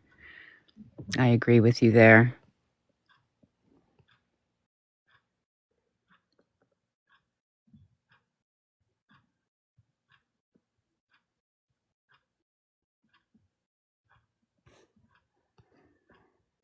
Um,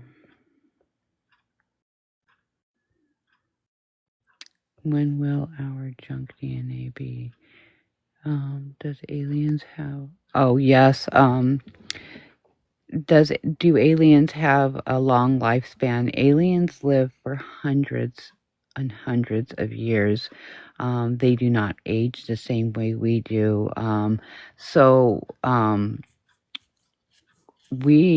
We were we were given the short end of the stick. We were not meant to age like this.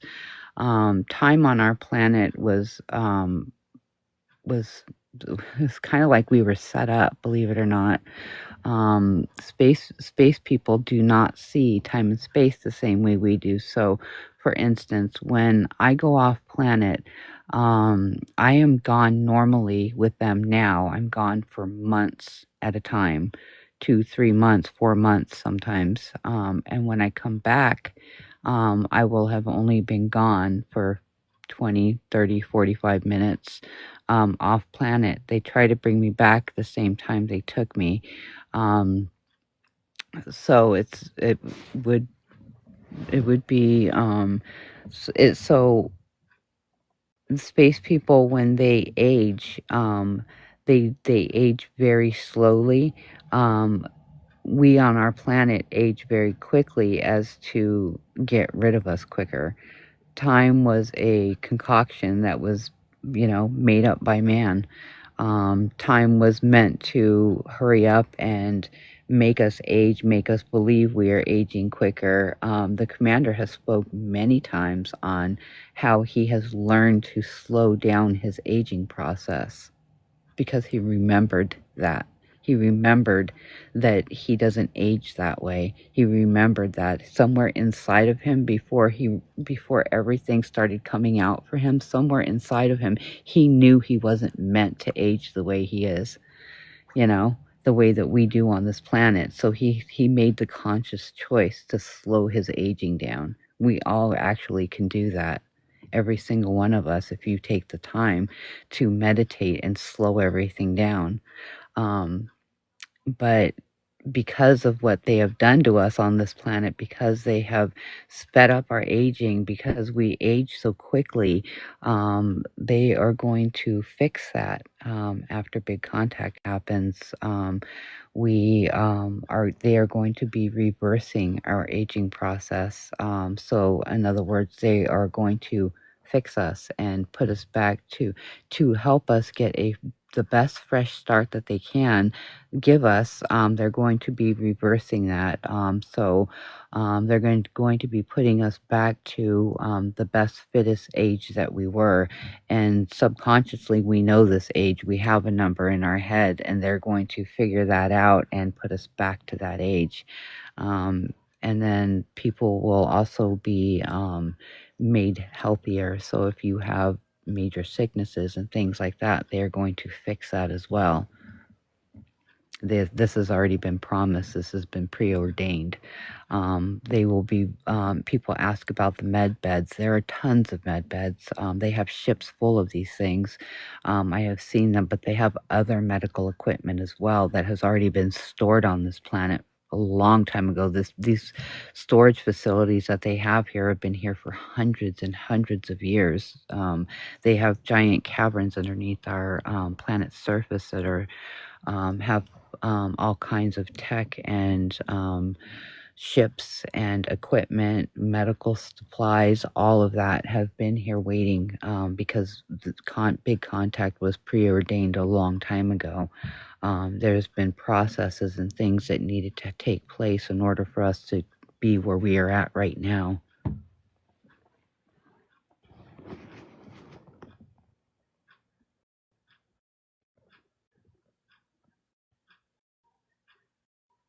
And Anaka records that you are, and there is no end to your Mm. I mean, I would think so. There wasn't technically supposed to be any end to our history.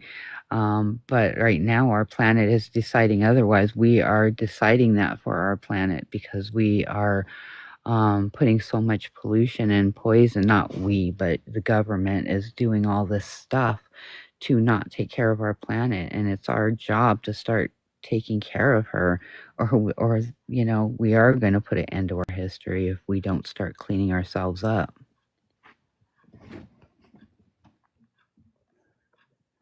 And our DNA that was meant to be reactivated, to answer your question, will be reactivated right after contact, right after big contact. So our natural gifts and things that were held back from us, or that we have forgotten about, or we have forgotten how to use, we have forgotten that we even have, all that will be reactivated. So say if you have the ability to control wind, and that's one of your natural abilities, that will be reinstated to you. We all have natural abilities, by the way. You're very welcome.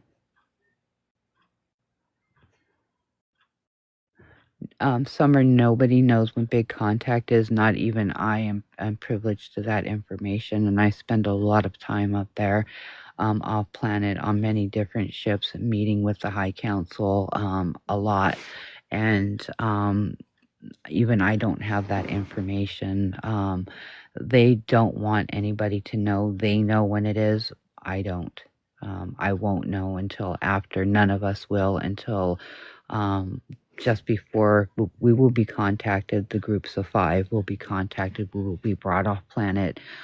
Given our the ones that haven't been fully instated with their memories will be fully getting their memories back. We will be receiving gifts in order to do our jobs. And then we will be taken to dimensional inner Earth, and then we will be taken to Atlantis. We will be receiving gifts at both places. And then after that, we have a specific mission that has to happen on planet before big contact will happen. After we have completed our mission, we will come back down, go back to our families. Contact will occur. We don't know when at that point either, when it will occur. But when it does occur, we will be taken off just before the groups of 5 will, to finish the rest of our mission, which, like, for instance, Commander will be getting ready for the show he will be doing. It will be put on repeat. And Kit Kat and myself, Chesno and Johnny, will be going on to one of their larger ships and preparing the teams to get ready for landing wherever that will be.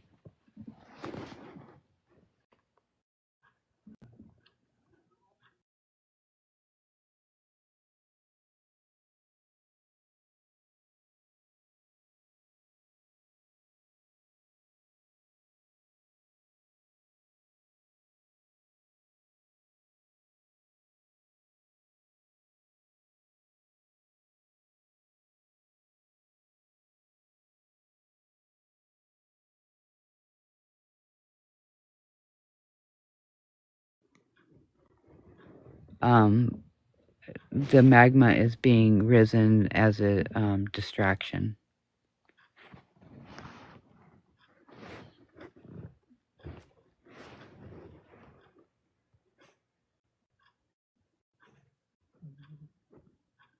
All of these weird storm anomalies that are happening, the magma rising, the fires, the snowstorms, all of that is being caused by the low vibers and the government. These are distractions. These are distractions. They are. This is also.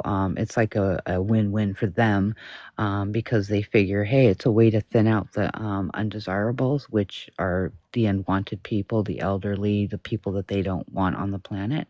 And it is also a way of them distracting us. While we're looking at this stuff rising, we're not seeing the stuff that they are doing behind scenes, like secret nuclear testing, testing other things that are hurting life underneath our oceans, waters.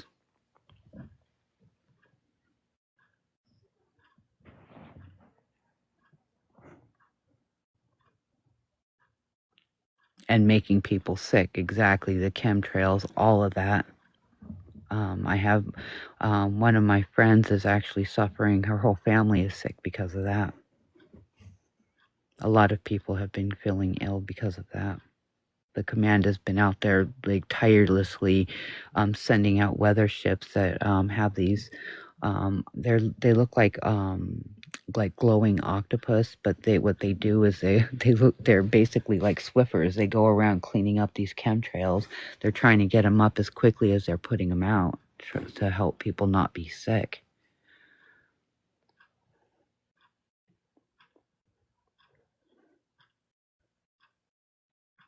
And you know what? That is also another distraction. That is them moving things around that they are trying to put specific things into place. Again, another distraction to stop big contact from happening. I'm going to bring one person up on the queue here. I'll bring up the red 555.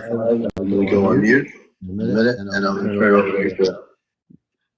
Yes, apple cider vinegar is great for that. And Raindrop 555, welcome to go on mute. And I'll let you ask questions. If you have any questions of April, I'm going to turn it over to you. Hello. I'm not going to come into it because I have a lot of anxiety. But That's okay. I have actually been a lurker for quite a while, and I went through psychosis and a spiritual awakening, and I'm really just been dying to know what kind of starseed I am, and then I also just have a couple of questions. Do I have permission to join your energy? Yes. Okay, give me just one moment.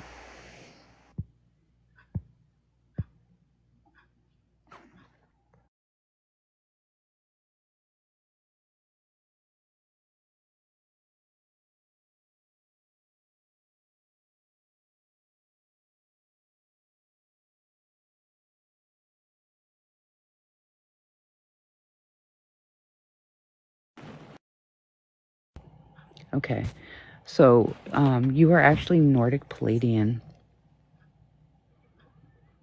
You already knew you were Palladian. I also someone once told me I was in starseed. I didn't really feel super on, so I just wanted to confirm. You're definitely, you have a there's two forms of blue. There's regular Palladian, and then the Nordic Palladians are a little bit older of the Palladian species, and you have that definite warrior Palladian vibe about you, and your color, because specific Palladian, specific star seeds let off a specific color, and yours is that darker blue color, which screams Nordic Palladian. You are definitely Nordic Palladian, and you are actually on your second lifetime here on this planet. So you have lived one other life before this one. And you were back in the actual Viking days, believe it or not. I don't know if you believe in fairies and elves and things like that, but every single person on the planet is born with a fairy guardian they are gifted with a fairy guardian at birth. You have actually collected yourself 3. You have 2 elves and 1 free-floating fairy, which is like a Tinkerbell type fairy. But she was your first one. She's been your protector and has been with you throughout both your lifetimes. Wow. Wow. I I have have chills. chills. I've I've had had many experiences, and when I tell my family, they went as far as to putting me in a psych ward.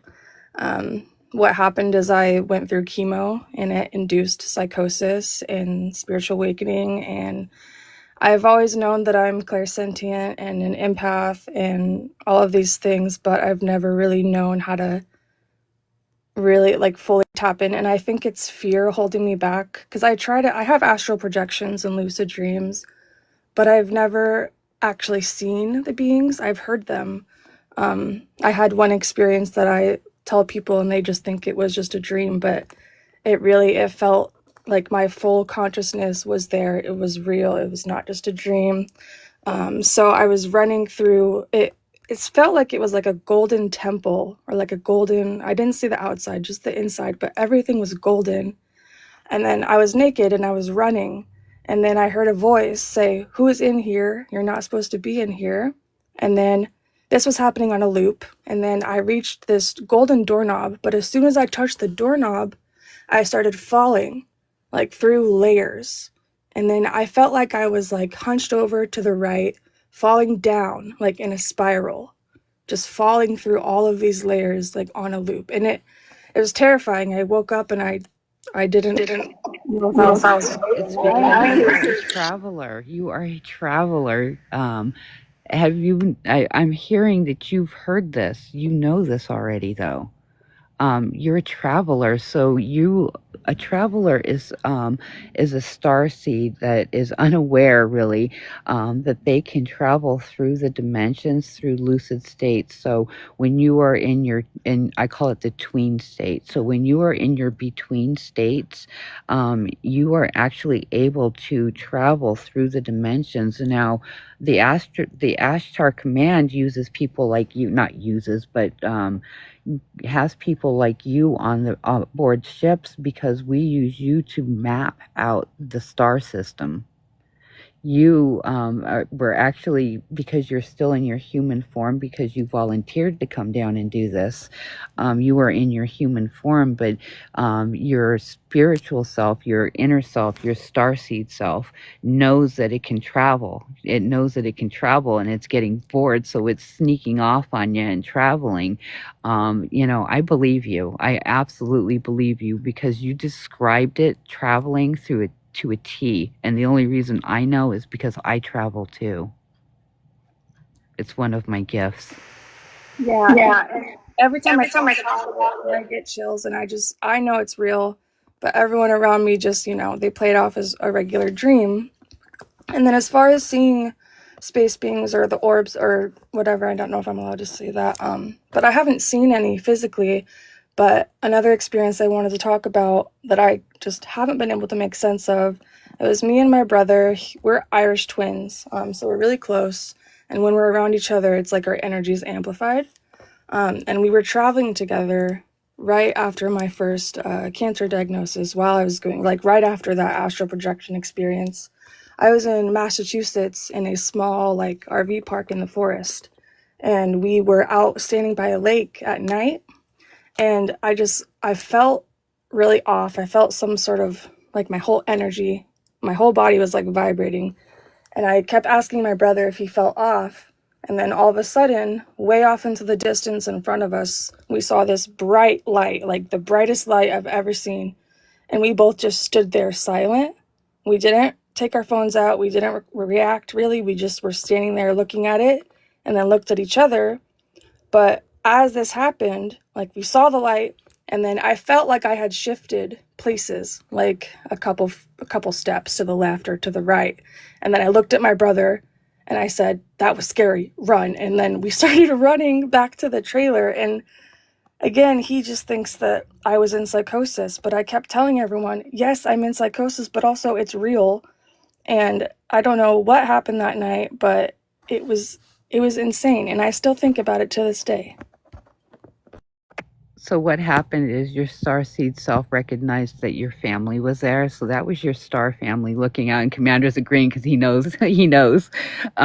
But that was your star family making first contact with you and your brother. Because you're a traveler, your starseed self instinctively knew this, and it was trying to jump onto the ship. That's why you moved sideways. If a space shows up, I'll be the first one to ask, can I bring my cat? Right on. Because I've had a really hard time in this life.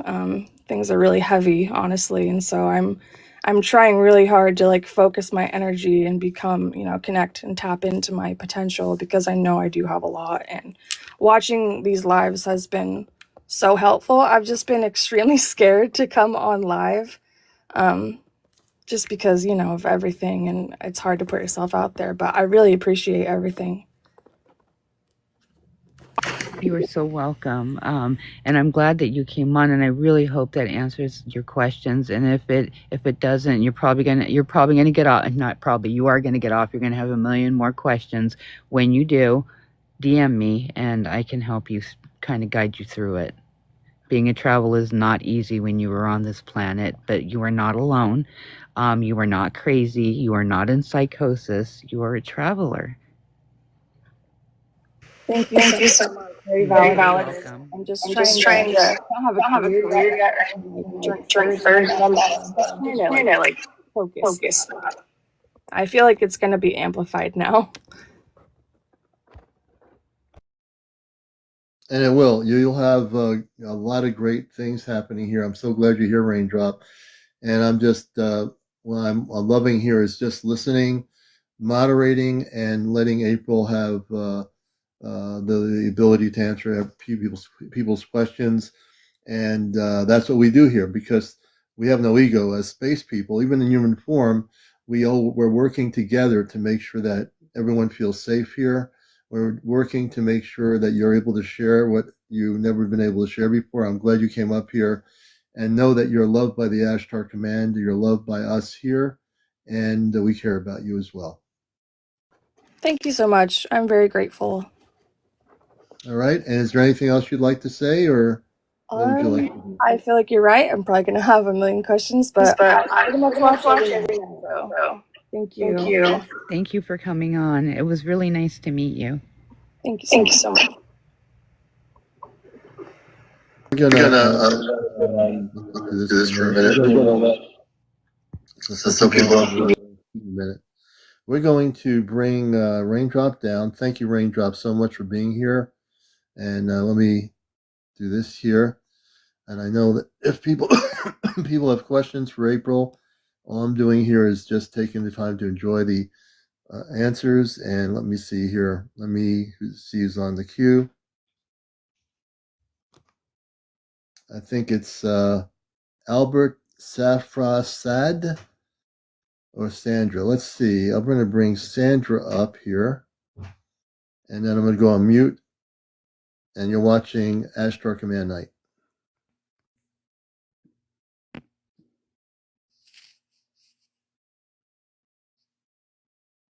Welcome, Sandra. Oh, what happened to me? Oh, Sandra's gone. Oh, she disappeared. I'm going to turn it back on.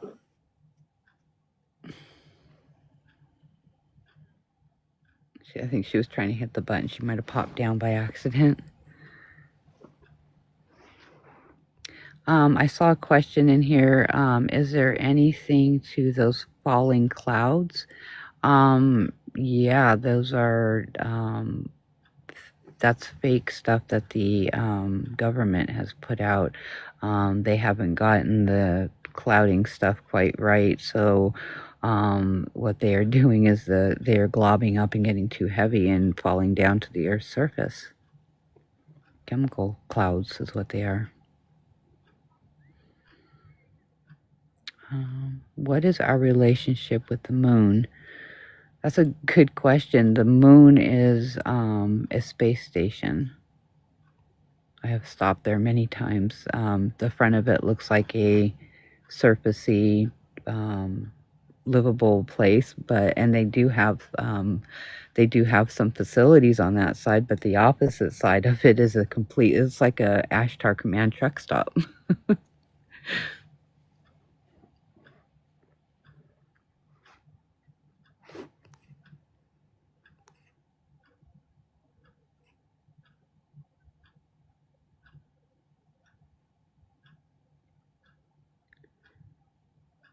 You can ask me a question.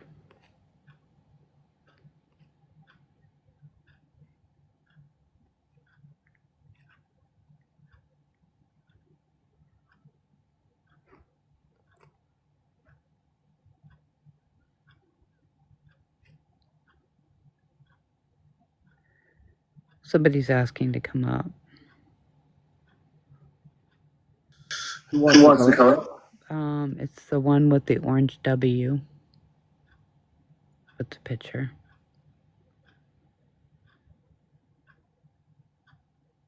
You're welcome, Missy.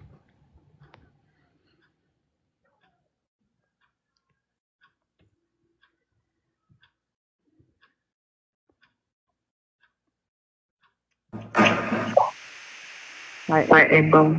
Hello. Hi, Commander. Oh, welcome to the show. I'm going to turn it over to you, and you can ask questions to April. Go ahead. So So one one of of the the things, Hold on, let me one of the questions questions that I I have have everybody everybody answered answered is is about the about the moon. moon. Because even as a child, I always knew that there was some kind of life living on the moon. But I always wondered what star seed am I? Okay, do I have permission to join your energy? Yes. Yes. Okay, give me just a moment.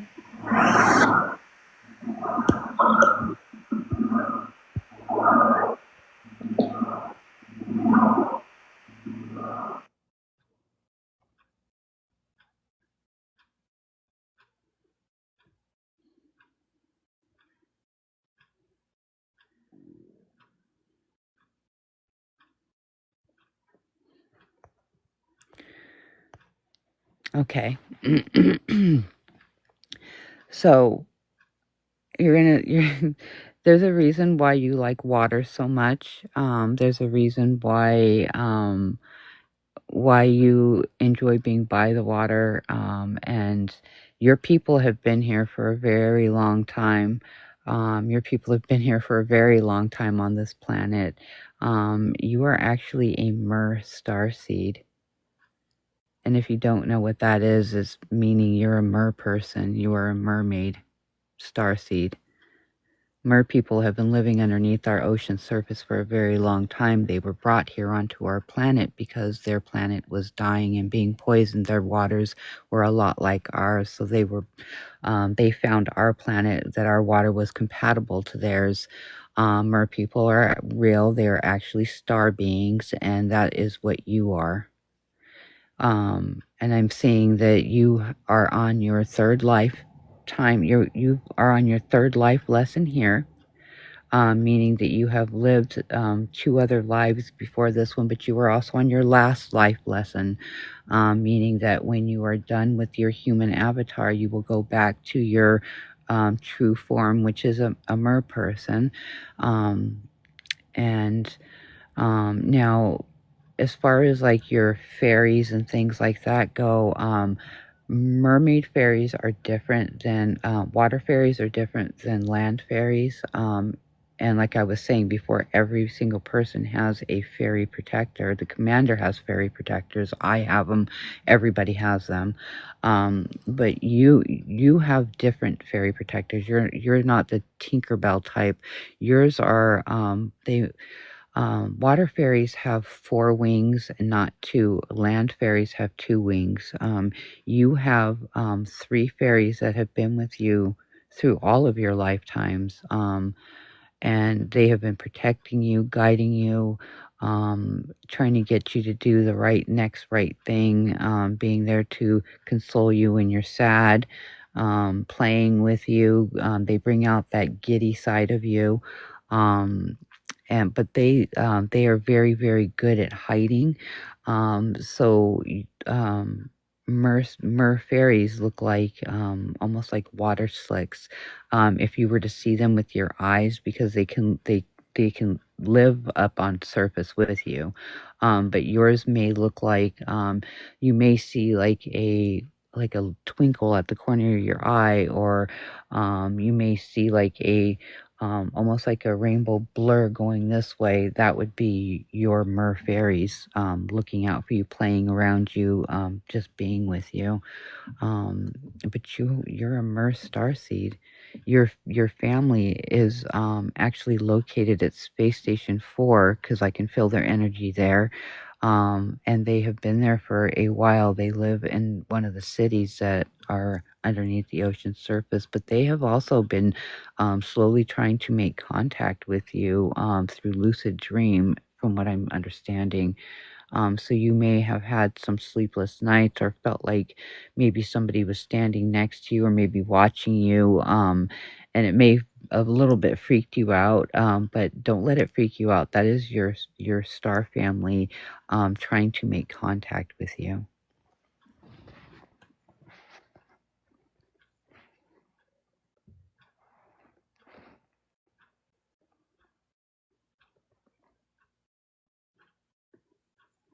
W, Unmute your mic, and and you can respond.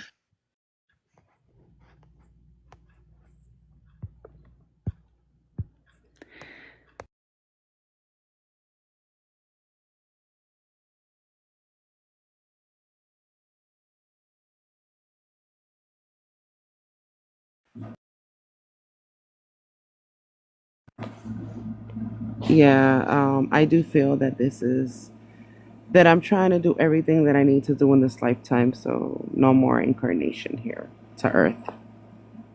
I'm tired.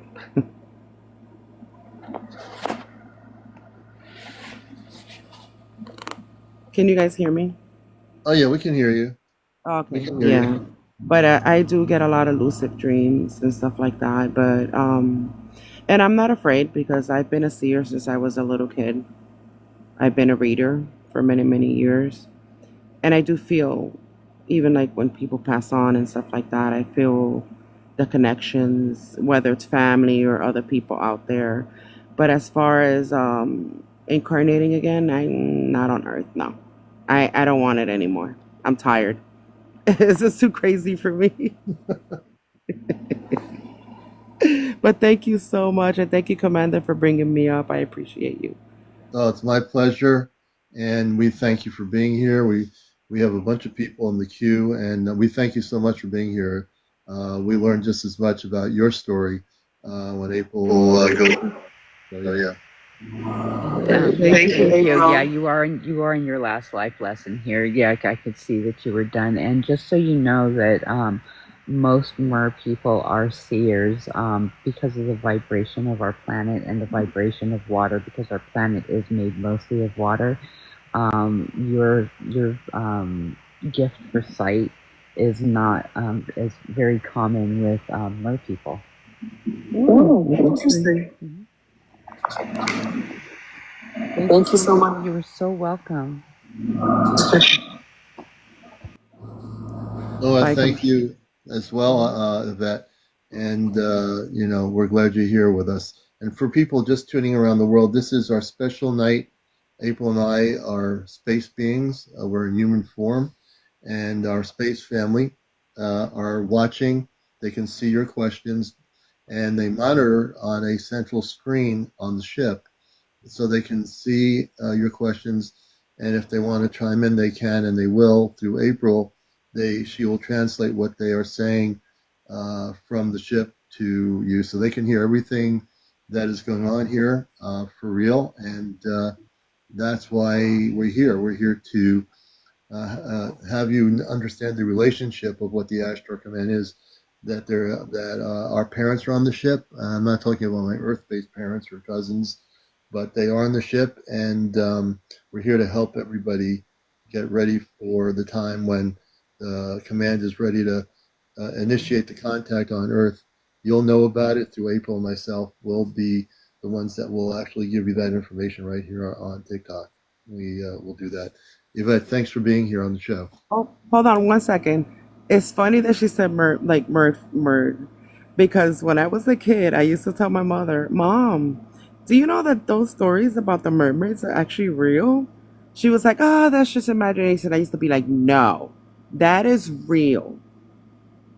Just like you see in other times, you know how they used to have the pictures of the half of the body was like a horse and half the body was like a face and a body of a man with a horse.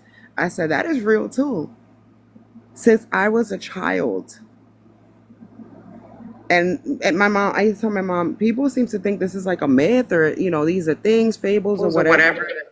These But stories, it's these myths come real. from somewhere, right? So Yes. they have to come from somewhere, and it's because Mhm. people across time have witnessed and seen these beings, but they choose to ignore the fact that these beings have been here for thousands of years. Yep. They truly have been, and they have evolved. They have evolved. The mer people today are very beautiful. They have figures just like us, with the exception of they have gills on their neck. Some of them have gills on their nose, depending on, what type of mer person that they are. But and they have their skin looks like almost like oil slicky, like rainbowy. It's really pretty. They're really pretty, and they have hair and all that stuff too. And they're quite beautiful, and they've been here for a really long time. Their cities are beautiful. But is it on Earth? Like on They're here on Earth. They've been here. Oh, hmm interesting. hmm Thank you so much. I'm fascinated now. If you have any other questions, you can DM me, and I can help you out, guide you through that. All All right, right, thank thank you, you. You're April. welcome.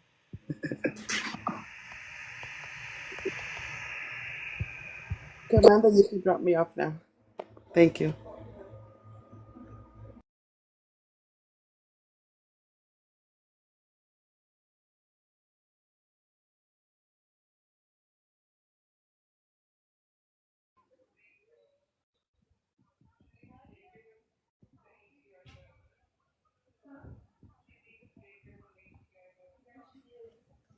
Angelica, good evening. I was on mute. How are you? Good, how are you guys? Good. And where are you around the planet? And welcome to Ashtar Night. Yes, I've been following you since 2022. Oh, wow. Yes, and hi, April. I just wanted to know what star seed I come from, or I am, or I just want to know. Okay. And I'm going to go on mute and leave. I'm going to let April. Okay, do I have permission to join your energy? Yes, you do.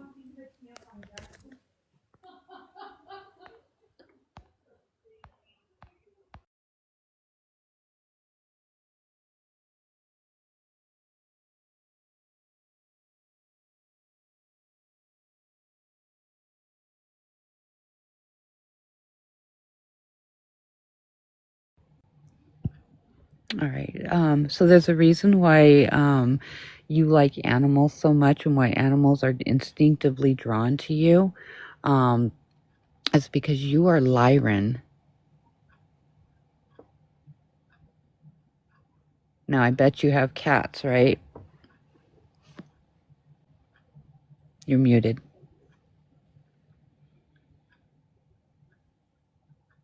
Yes, I do.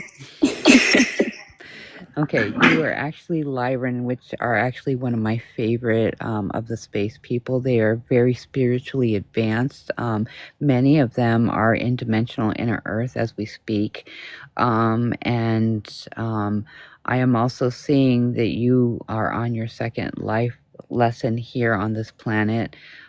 So this is your second life lesson. You've lived one other life before this one. This is also your last life lesson. So when you are done with your human avatar, you will go back to your true form, which is Lyran. And I'm also getting that your family is also in dimensional inner earth as well. Well, that's kind of not true.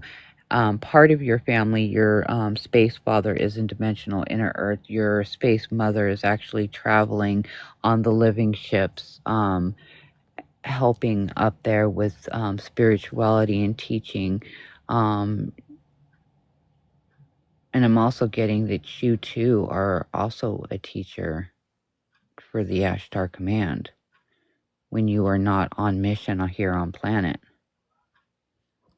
Huh. So you teach spirituality along with your space mother on the ships. Very interesting. And I'm seeing that you have four. You have four fairy guardians.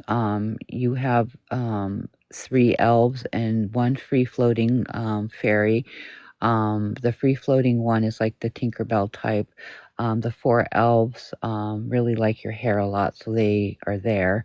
And they have been protecting you. You got your first 2 fairies in your I call them all fairies. You got your first 2 fairies in your first lifetime, and you gathered 2 more in this lifetime. They like you a lot, and it's because of your attraction to animals. I'm getting that. I'm getting that you're one of the people that were called up for these conferences. You've already been called up twice, which means you're going to be heading a facility after contact. Meaning that you're going to be running one of the facilities that are going to be set up to guide people because of your teachings and spirituality. The command has called on you. You will also be going up for this 3rd conference that's going to be happening in the next few weeks. And what they do is they set your memory on a timer, which you will remember everything that was told to you at these conferences. You will remember, but I think you've already known that you were off planet. I'm getting a sense that you already knew that you were off planet. You just weren't sure what for. Is this true?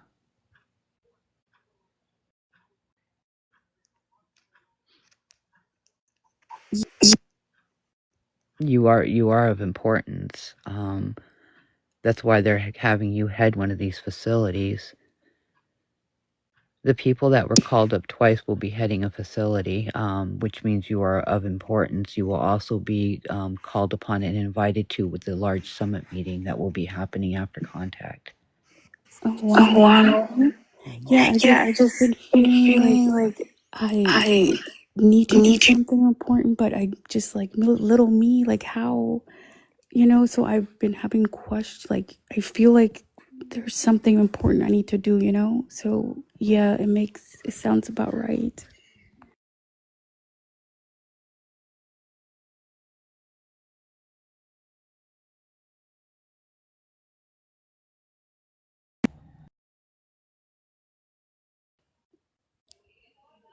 I can't hear you. You are already seeing stars and orbs in the sky. You have seen lights. Yes. Yes. Yeah. I thought I I was thought I going was going crazy. So crazy. So yes, yes, started. started. That's why That's I why I started started following following Commander. Commander. You're not crazy. That is your space family contacting you. Okay. Okay. That is That's your why space I've been I've been without even without even knowing that. knowing that. You know what I You know what I mean? mean? Yeah, that's definitely your space family contacting you. That's actually your mother, and you have a sister and a brother off planet as well. Your brother and sister both work on the ship with your mother. Your father has been doing work, and I'm seeing that he's working. He's working at some sort of. They're growing. They're growing very large. plant life down in dimensional inner earth right now. They've been working on providing abundance up on the planet, and it's your father's job to do this. Like he's a really big important like scientist type down there, and your mother is somewhat doing the same thing, but she is on the ships, and she is teaching like spirituality and stuff like that. Yeah, you're pretty important to all of this. You're part of what is going to make some of these facilities run very smoothly, and they're going to be calling on you for this third conference for sure. They're going a lot of people are going to be looking to you for guidance, and you will know what to do. You may not understand it right now, but you will understand it. Yeah, Yeah, every so I do I like do to like to lead. lead. I I have to know have what to I'm know what I'm doing doing first, but first, but right now right I now feel I feel kind of kind of confused. confused. But But yes, I Yes, I do do like to like be a to be a leader. leader. You will definitely be guided. You're not alone. You won't be alone through any of this. I promise you, you won't. And you are of importance. Thank Thank you you so so much, much, April. April. You're welcome. Thank you, Thank you. Commander. Thank you I'll go for down being here, Angelica. We thank you. We bless you from the Ashtar Command, and we appreciate you very much. as well. All right. Do you have anything else you want to say before we let you down and bring somebody else up? No, that's it. Thank Okay. you. You're a blessing. You have many things you're going to be doing. So beautiful to hear Yes, what thank you're you. doing. Take care. You too. Okay, we're going to bring. Thank you, April. Let's do this here. And I'm just doing this randomly, folks. I'm just randomly. Let's see. I'm going to bring Penny up. Penny is next. And then I'm going to go mute in a minute. And April and myself are with the Ashtar Command. We're from off planet. You should, if you're new here, you're learning a lot of things because we're the real deal. And we welcome you to our Ashtar Command Night here. And April also does lives, so you'll want to follow her so you can be giving her support when she goes live. She does a lot of lives, and so support my sister. Let me go on mute, and I'm going to bring Penny. I'm going to bring Penny up, and then we'll switch it over to April. Hi, everybody. I feel like, okay, I always look up and I know I don't belong here. And for some reason, I feel like I put a block on myself. I see auras. I know things are going to happen through my dreams. I can see people who have passed. I just know things and I really don't know how I know things. I can't meditate because my brain doesn't slow down enough for me to do that. So, can you help me, please?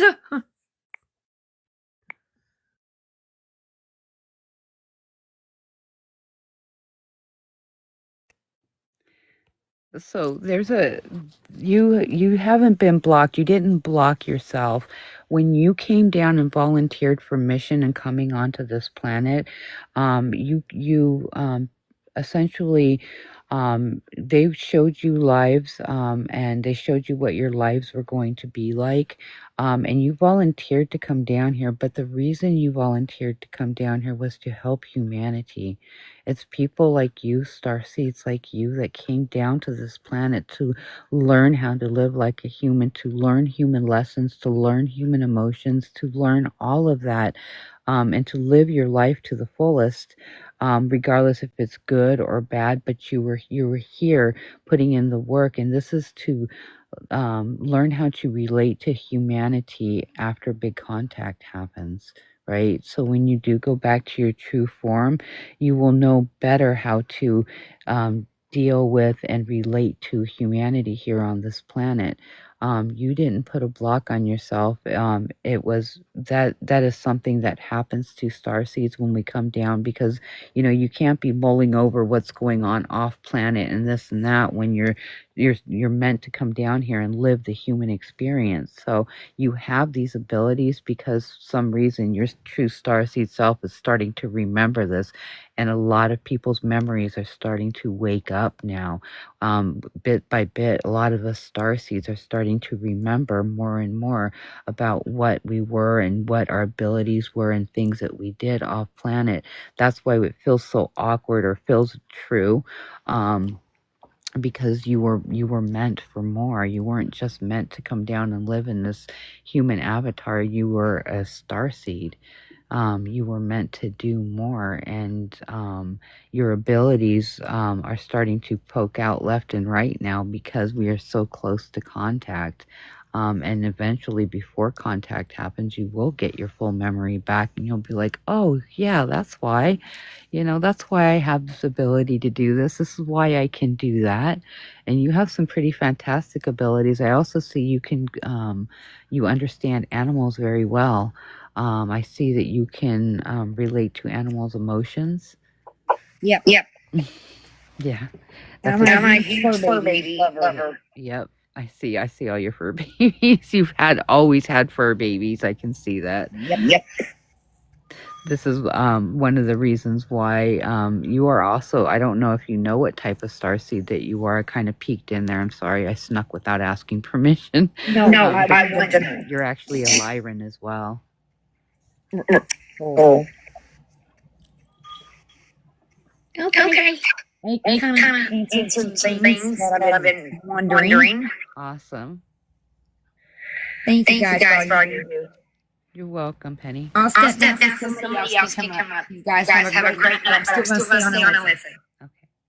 Have a great night, Penny. You too. Bye. Okay, and I want to thank Penny for coming up. And this is just to give you a little publicity here. This is Encounters. We're on usually nightly, and every Saturday night we devote our time as space people, and we are who we are with the Ashtar Command. And when April and I are together on her phones, our space family listens to can see your comments, can listen, and can view the screen and see everything that people are saying right now. So while you're here, as we're live, they can see every comment, they can see everything that is being stated here on Ashtar Command Night. And this is devoted not just for us to be here with you, but also our space family is here with you too, and they are monitoring every word, every comment, every vibrational pattern. And so, you can just say hello to them. They are here, and we're happy to have everybody here, including our space family, who is also watching the show. We're going to go into the queue here, and we're going to bring up, wow, we got a lot of people in here. Holy mackerel. We're going to bring up Groovy Chick. Groovy Chick's coming up next. We're going to get a little bit groovy here. Groovy Chick, Hello. welcome. Hey, good to have you with us. Hi. And where are you located on the planet? I am in the far suburbs of Chicago. Oh, and great. I say far suburbs because Chicago's not good. Oh, okay. Well, I like your name, Groovy Chick. Thank you. My you're real name is Lisa. I'm glad you're here. And this is our Ashtar Command Night. Both April and I are from off planet. We're, obviously here in human, we're having a human experience, but we're here with the command, and the command's watching, and they can see you. So welcome. And any questions you have are related to anything that we're talking about, I'm going to turn it over to April, and I'm just really tonight just letting her have the floor and moderating. I'll come in when I need to. And welcome to the show, Groovy Chick. Thank you so much. I really appreciate it. I feel very lost. I don't belong here. I'm sorry, I'm gonna get emotional. I don't have friends and family. I'm all alone. I feel things I sense things. I know when things are going to happen before they happen. I feel that I'm an empath, and I feel that I am also an intuitive, but I also struggle to use my gifts and don't know how to use them properly to benefit myself and to possibly help with my mental illnesses that I struggle with every day. And I feel like that's part of the reason why I don't belong on this planet. I feel so alone. I'm sorry.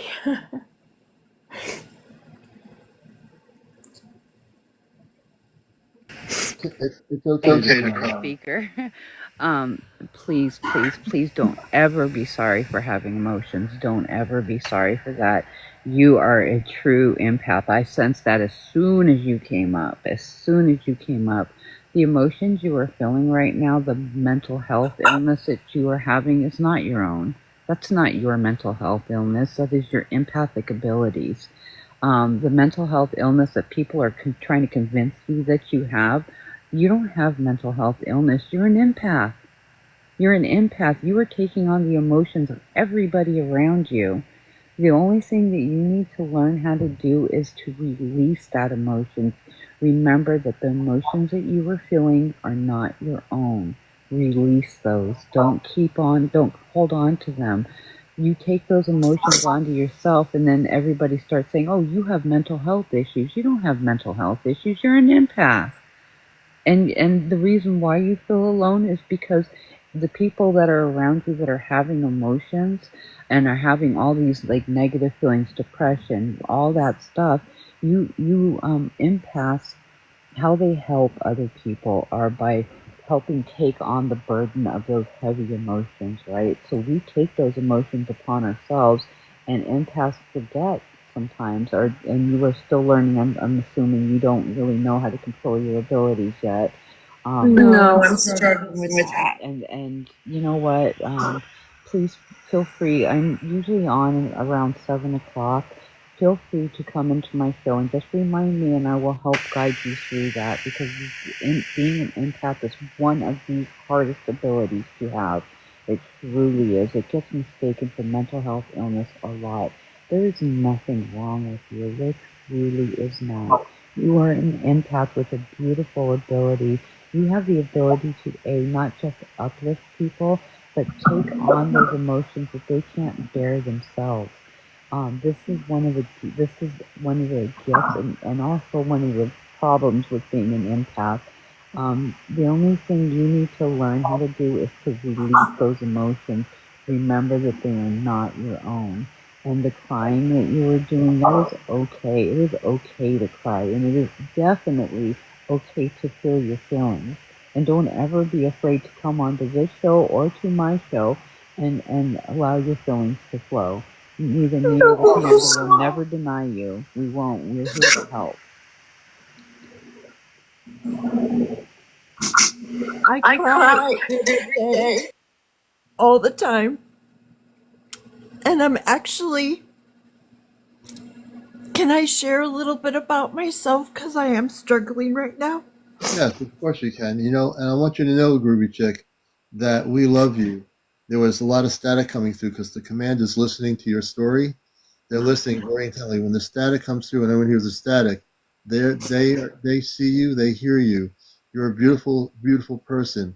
If anyone ever tells you on earth that you have some mental problem, you have no mental problem. You've been gifted a gift that you came to earth with. You have remembered who you are. You are from the stars. You're having a human body experience, but you come from the stars. You have no problems. And the people that kept telling you you have a problem, they're the ones who have a problem. They're the ones that just aren't awake to understand who you are. You're so far more advanced than they are in your consciousness. So you're in a large place here with all these people on my show, and there's nothing to be alone about. You're now here with family and people that love you. I want you to know that. Thank you so much. That We means love so you. much to me. Love you more than Thank you you. know. Love You're you too. emotional here. We love you more than you know. We love you. Um, so I am 48 years old and I'm living in a nursing home. I'm going to be very careful how I word this because I know TikTok rules and stuff. But in May of 2022, I tried to unalive myself and I failed. And, excuse me one moment. It's okay.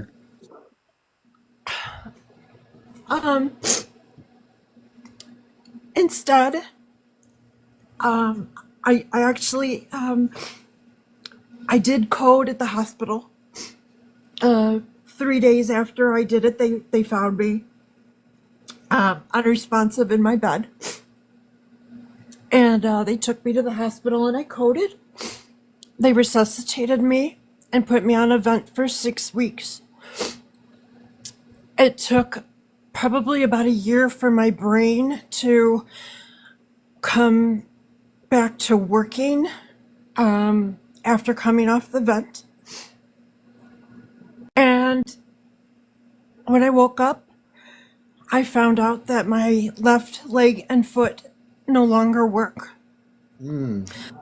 I gave myself a very rare spinal cord stroke. It was very difficult to diagnose because it is so rare. In fact, and I don't know if there's anyone medical in the room that would probably understand my second diagnosis, which is called atypical critical illness polyneuropathy, which is a very fancy way of saying that I have severe nerve pain, or I'm sorry, severe nerve damage, which causes the pain.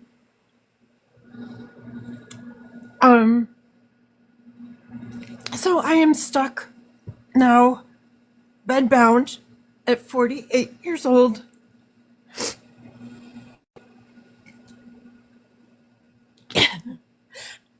And I still don't want to be here because now my life is even worse than it was before. And no, I'm not going to do anything or anything. I'm in a very safe place. No one would let me do anything here. I know I'm not in that mind state anymore. So everyone know that I'm okay. I'm safe. I don't want anyone to be worried for me. But this is what happened. This is my story. And this is what I did to myself, and I take full ownership for it. But where do I go from here? I'm gonna let April help you. Now I have organs that have issues, and about a year ago, well, March of last year, I signed paperwork and everything. Everything is all set. I am no longer going to be doing any more surgeries. I am not going to go under anesthesia anymore. It's been 32 years of physical and mental illness, and I'm so tired. I'm so tired. The command was speaking while you were speaking. That's why what I was listening to. They actually spoke for you. They spoke up and said that you won't be suffering for long. They said that they are here to help, and what they said is, we are here to help. All will be repaired. All damage will be repaired. This is what they just said. In other words, they're saying to you that I think they're just telling you to hang on. They're going to fix this for you. They're talking now. Hold on. You are loved. We are watching. We will fix this. This is directly from space, honey. They're telling you that they've got their eye on you. They're watching. I wish They're you guys watching could out see my over you. face right now because I'm in disbelief. They are watching out over you. They're saying they love you. It's beautiful. They just said it again. We love you. We do. Wow, that was pretty powerful. They were speaking for you. They're telling you to hang on, hon. They're really telling you to hang on. And I get it. Because you're an empath, and then you have all this physical issues and stuff going on. I don't want I to don't want to interrupt. interrupt. TikTok is TikTok is telling me I have to let movie Ruby take take down down for some reason. I don't I know don't know why. why. I'm I'm gonna gonna let let her her down. down. Okay.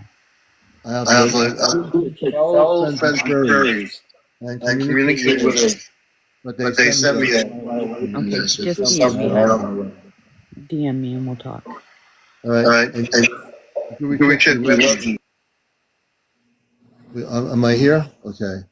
Yeah, I don't know what that's about with TikTok, but I'm sorry, I couldn't hear you because there was a lot of background noise or something.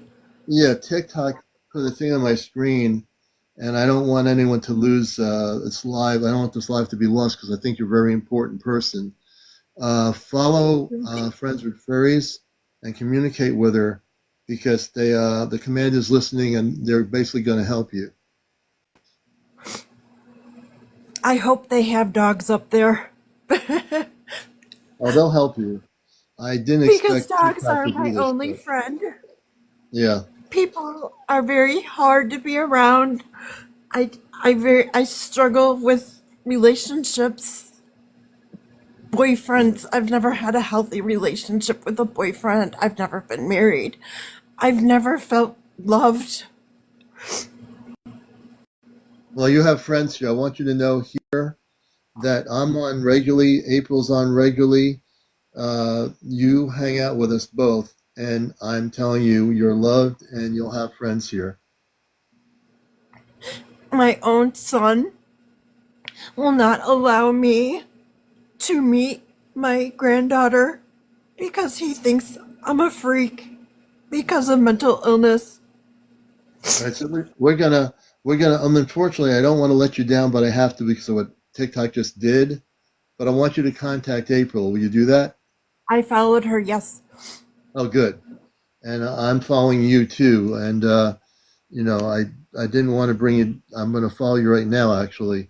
So we're both following you, and we love you and we appreciate you.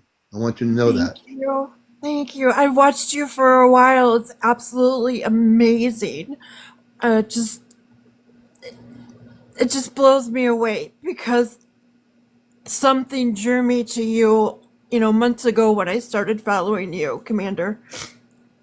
Something brought me to you, and something brought me to you tonight, too. Yeah. Well, here you are. You're not alone. I don't want you to ever feel alone where you are right now, because you're loved by April and myself and the Ashtar Command, our people, our families on the ship. We love you, and you're not going to be alone anymore. Okay? Thank you so much. You're much blessed. I'm going to let April say a goodbye to you for now, and then I'm going to go on mute. I'm going to go mute. Okay. Just know that you are definitely not alone, and try to hold strong to your. Just try to hang on because you were being looked after. Believe it or not, they are watching. I don't want to say too much because I don't want to get Commander into trouble, but just DM me, okay? We'll talk. Okay. And I just want to say to all the comments, I've been catching some of them here and there, and I just want to say thank you for all the comments and all the kind words and everything that you guys have said. It's really touched my heart for how alone I feel for the last 2 years, or then I thought, no, 10 years, no, 20 years, no, my whole life, all 48. Let's just say that. Oh, I need another box of tissues.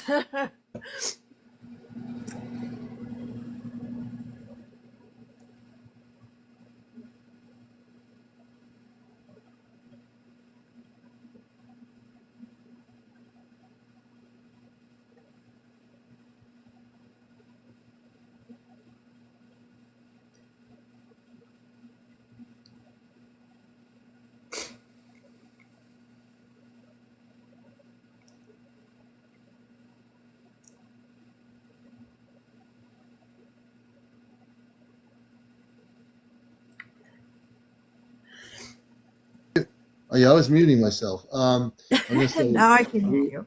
I'm a ventriloquist and I don't have any words. I was gonna say whatever happened just before when I got that pop up.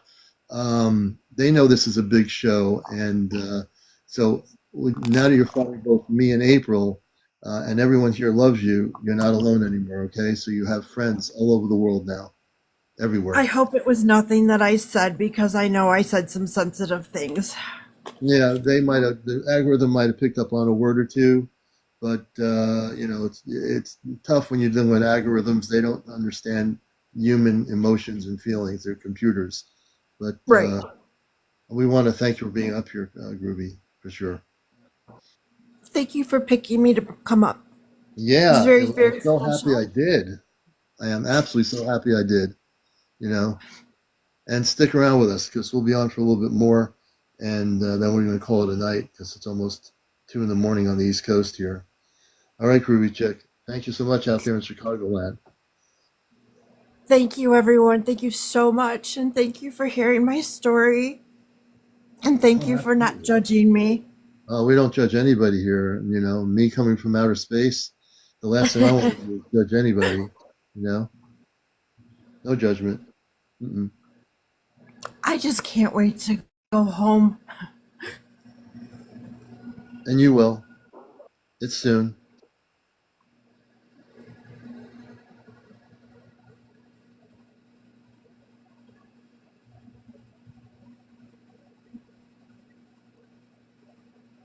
We're going to let you down here. Thank you, Ruby. Okay, thank you. All right, take care. Blessings. Let's do this here. Love you all. All right. And let's see who else we got here. We got we have all kinds of folks here. Holy mackerel, man.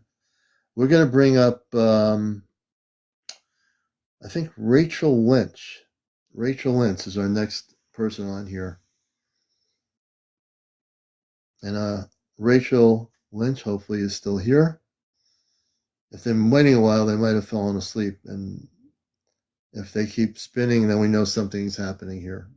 You're watching Encounters Ashtar Command Night. This is our special night April and I do. And it's dedicated to everything that's happening off planet. I think this person's having connection problems. We're going to go to the next person. They're having connection problems there. Let me see. The next person, if they're awake, we'll see. Let's see. Gifter. Let's see. We're going to go to Fran. We'll bring Fran up if Fran is there. We'll see if Fran's awake. Hey, Fran, good evening. Welcome to Ashtar Command Night. Good morning. I'm actually in England. Oh, welcome, England. Welcome to our show here. Thank you. And what questions do you have for us and our Ashtar Command, which is listening on the spaceships? Probably the same as the last two. Just want to know where I am, what I'm doing, what's my purpose. Because I've been very, very drawn to all of this as of lately. And yeah. Okay. Well, I'm going to switch it over to April, and I'm going to go on mute, and I'll let you talk to my sister April from the Ashtar.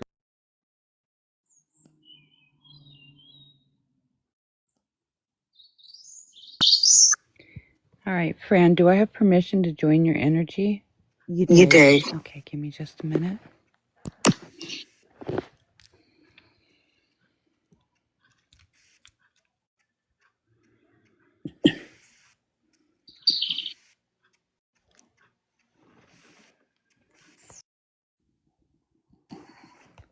All right, Fran. So right off the bat, you were already screaming blue to me. You were Palladian, but something's telling me you already knew this, or you were hoping that you were Palladian, but you were Palladian. I'm getting that you are on your third life here, so you've lived 2 other lives. You are on your last life lesson here, as well. And you have quite a few fairies with you, actually. I'm seeing that you have 2 Tinkerbell types and about 4 elves that travel with you at all times. Wow.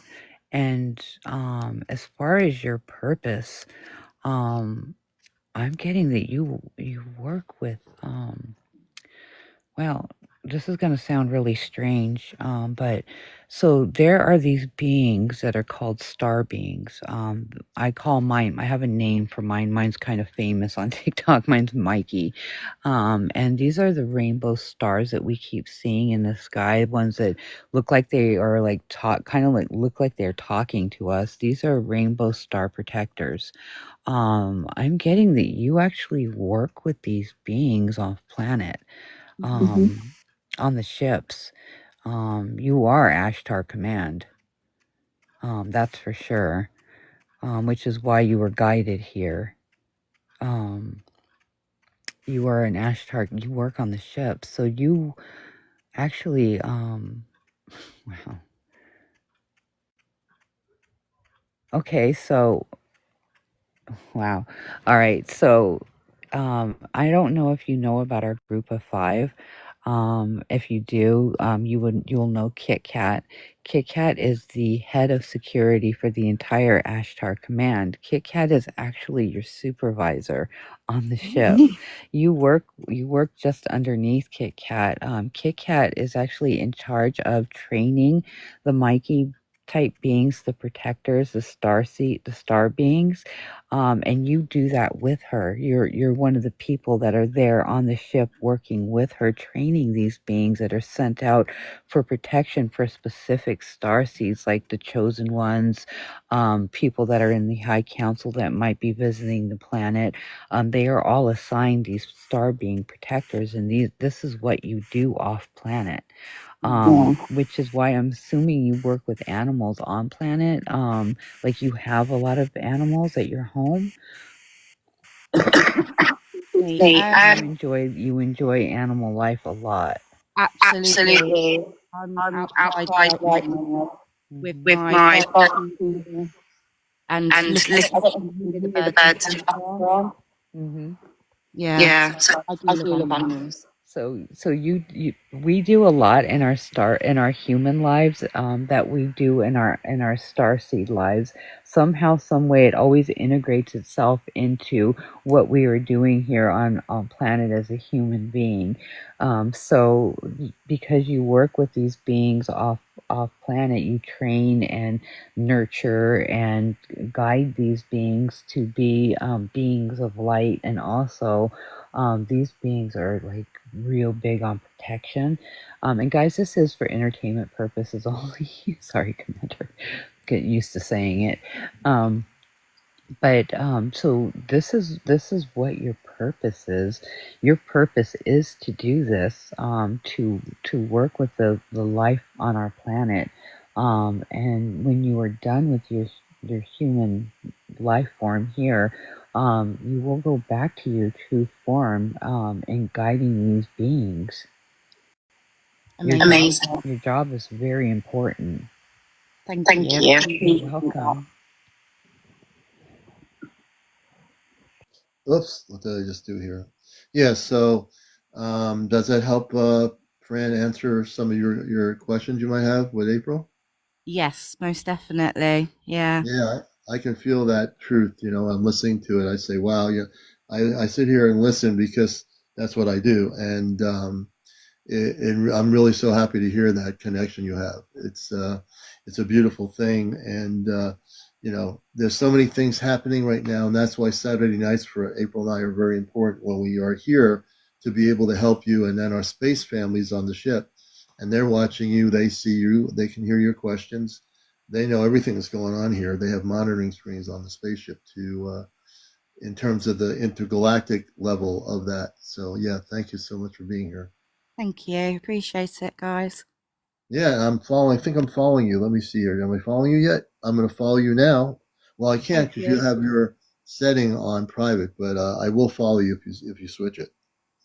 Okay, I will do that. Thank you. All right. Many blessings to you. You too, All right, guys. and Bye. over from England and the UK. Let's see who else we got here. And I'm very randomly here. I'm going to bring up, I think this one here. Let's see. I can't see the whole name. Hopefully they're still awake. Hey, 69 Feathers. How are you? Hi, how are you? Good, good, good. And where on the planet are you located? I am in Missouri.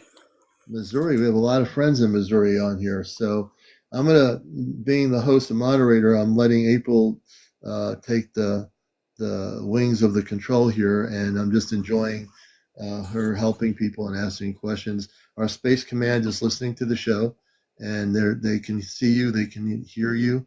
So we're going to switch over to April, and welcome to the program. Thank you very much. I actually go to both of your lives. I went to Friends with Fairy several times now. But I kind of wanted to know what starseed I am. Throughout my life, I've always been able to know when something was happening with somebody close to me. Like I might not know who it was especially when I was younger, but I'd be like, something's wrong, something's wrong, something's wrong, and then I'd check around with people, and I'd find out right at the exact time I was feeling that something was wrong with one of them. And then as I got older, I could go like, okay, there's something wrong with my brother, or there's something wrong with this person. And I could I almost always tried to reach out because I felt like that's what I was supposed to do.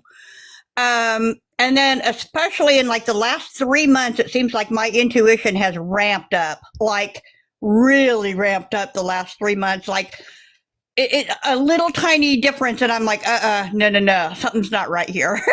Something's changed. And so I'm just kind of interested in maybe what starseed I am, and if I'm headed in the right direction, or if there's something I need to be doing that I'm not doing currently to help get me in the right direction.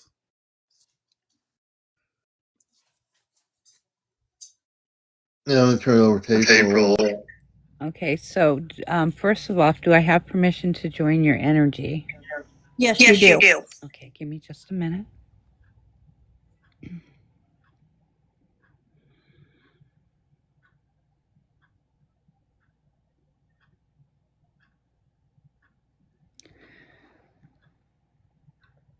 Okay, so I'm also getting you are also a Palladian as well, but you knew this already. You already knew this, right? You knew you were Palladian. I had heard. You knew this from my guy. Okay, so you already knew. But I'm not confident in my guide is new to me. Yes, I get that. I get that as well. I like your guide. Your guide's kind of funny, actually. She's got a pretty sense of humor. So not only are you Palladian, but and your gift is because you were also a spiritual worker off planet. That's why your gift is so strong. You are now waking up more as we are moving forward with everything. A lot of spiritual workers are waking up sooner. Their gifts are being slowly reactivated, which is why you're now it's like becoming more, and it may seem a little scary at first. Don't let it scare you. Just go with it. And I'm telling you, you won't regret it. You really won't. You're doing exactly what you were supposed to be doing. I'm seeing that you help everybody. I am being told you're a helper. Like you help everybody, you kids, your neighbors, anybody. You would give the shirt off your back if you could. This is what they're telling me. They're telling me you're a really good person. You really are. You're not perfect, but you're a good person. I'm seeing I did do that. I've given where I didn't even have enough for myself. I am that way. they're saying that. They're saying you're doing what you were supposed to be doing. And that is one of the messages that I received before I came down back off of one of my visits off planet was I talked to the big J guy, right? And one of the messages that he passed on to me to pass on to you guys was, first we take care of ourselves, then we take care of our families, and then we take care of our neighbors. You are already doing all of this. You really are. In your life, you've integrated this into your life. You were doing exactly what you were supposed to be doing, treating people as you would like to be treated, and just trying to do the next right thing and not be an asshole, Really, that's it in a nutshell. That's all that they are asking from us. And you are doing everything you were supposed to be doing right now. I'm also hearing that you are on your second life lesson here. This is also your last life lesson here. You don't have any more. You're not going to be, put back down on the planet again. You're doing everything you're supposed to, living your life to the fullest, doing everything that you need to be doing. And I'm also seeing that you have a lot of fairy activity around you as well. You live next to woods or by or around woods? Yeah, almost all my life. I lived in town a short length of time, but I'm getting ready to move back into the middle of the woods. You have a lot of fairies following you, a lot. I can't even count them. But the ones that are protecting you is you have 3 main ones that are protecting you. You have 2 Tinkerbell types. These are your hardcore protectors. These 2 girls are. Or you have 2 female ones. One they kind of hang around on either side. These are those little flashes you keep seeing. That's them. You also have a little elf that likes to live in your hair, and he likes on this side the most.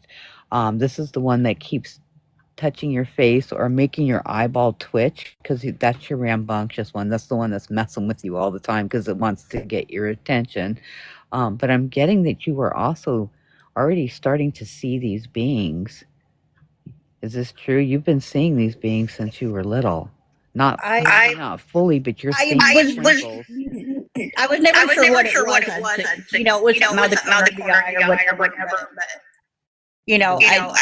I grew up with you don't have those things. There are no such things as fairies, and so I was like, okay, I don't know what that was, but okay.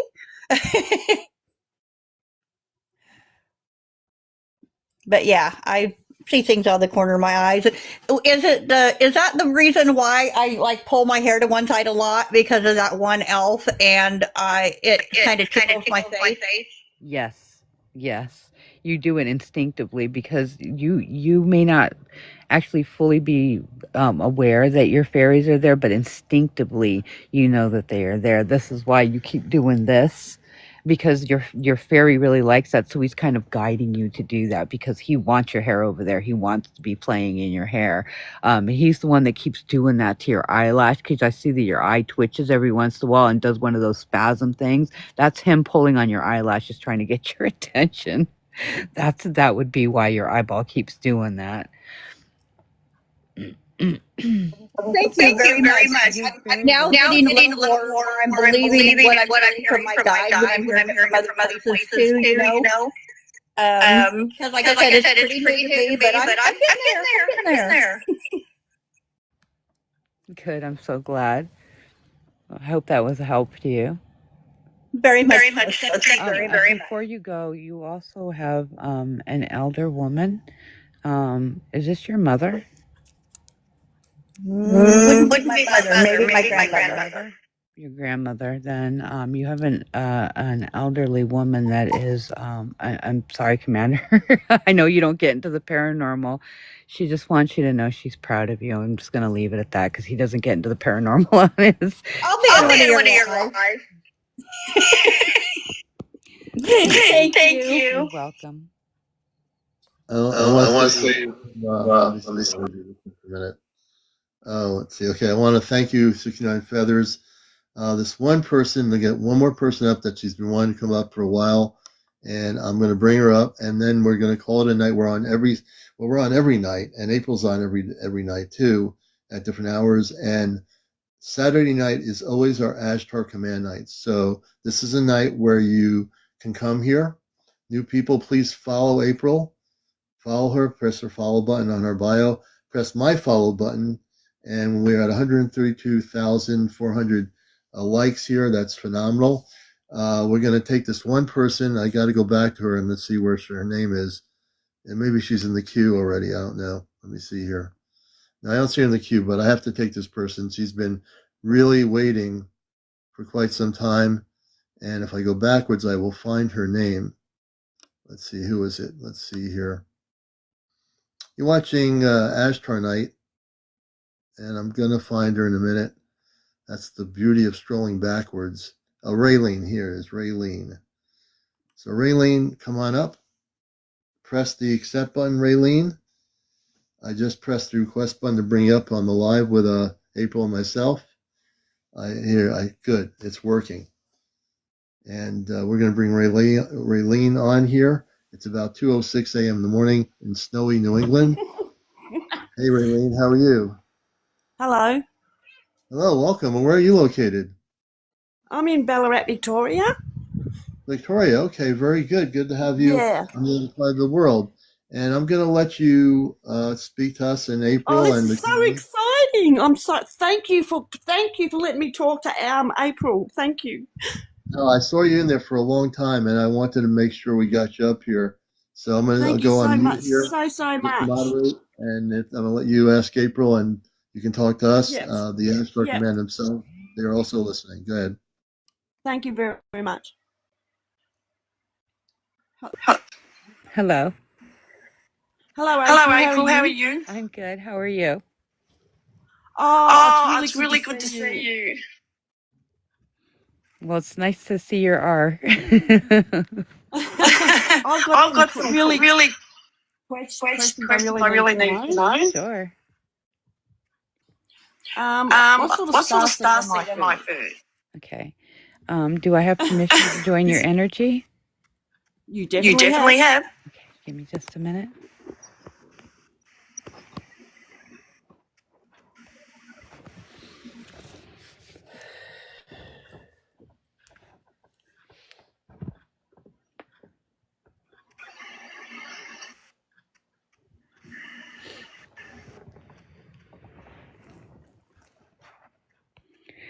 Okay, so you got a lot of ancient energy around you, really old energy around you.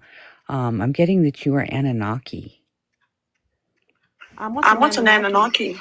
And Anunnaki are the first space beings that actually were on our planet. They were the first, believe it or not, Atlanteans on our planet. Oh. Let me tell you, if you follow Half Pint, she's usually be bopping around in mine or the commander's page.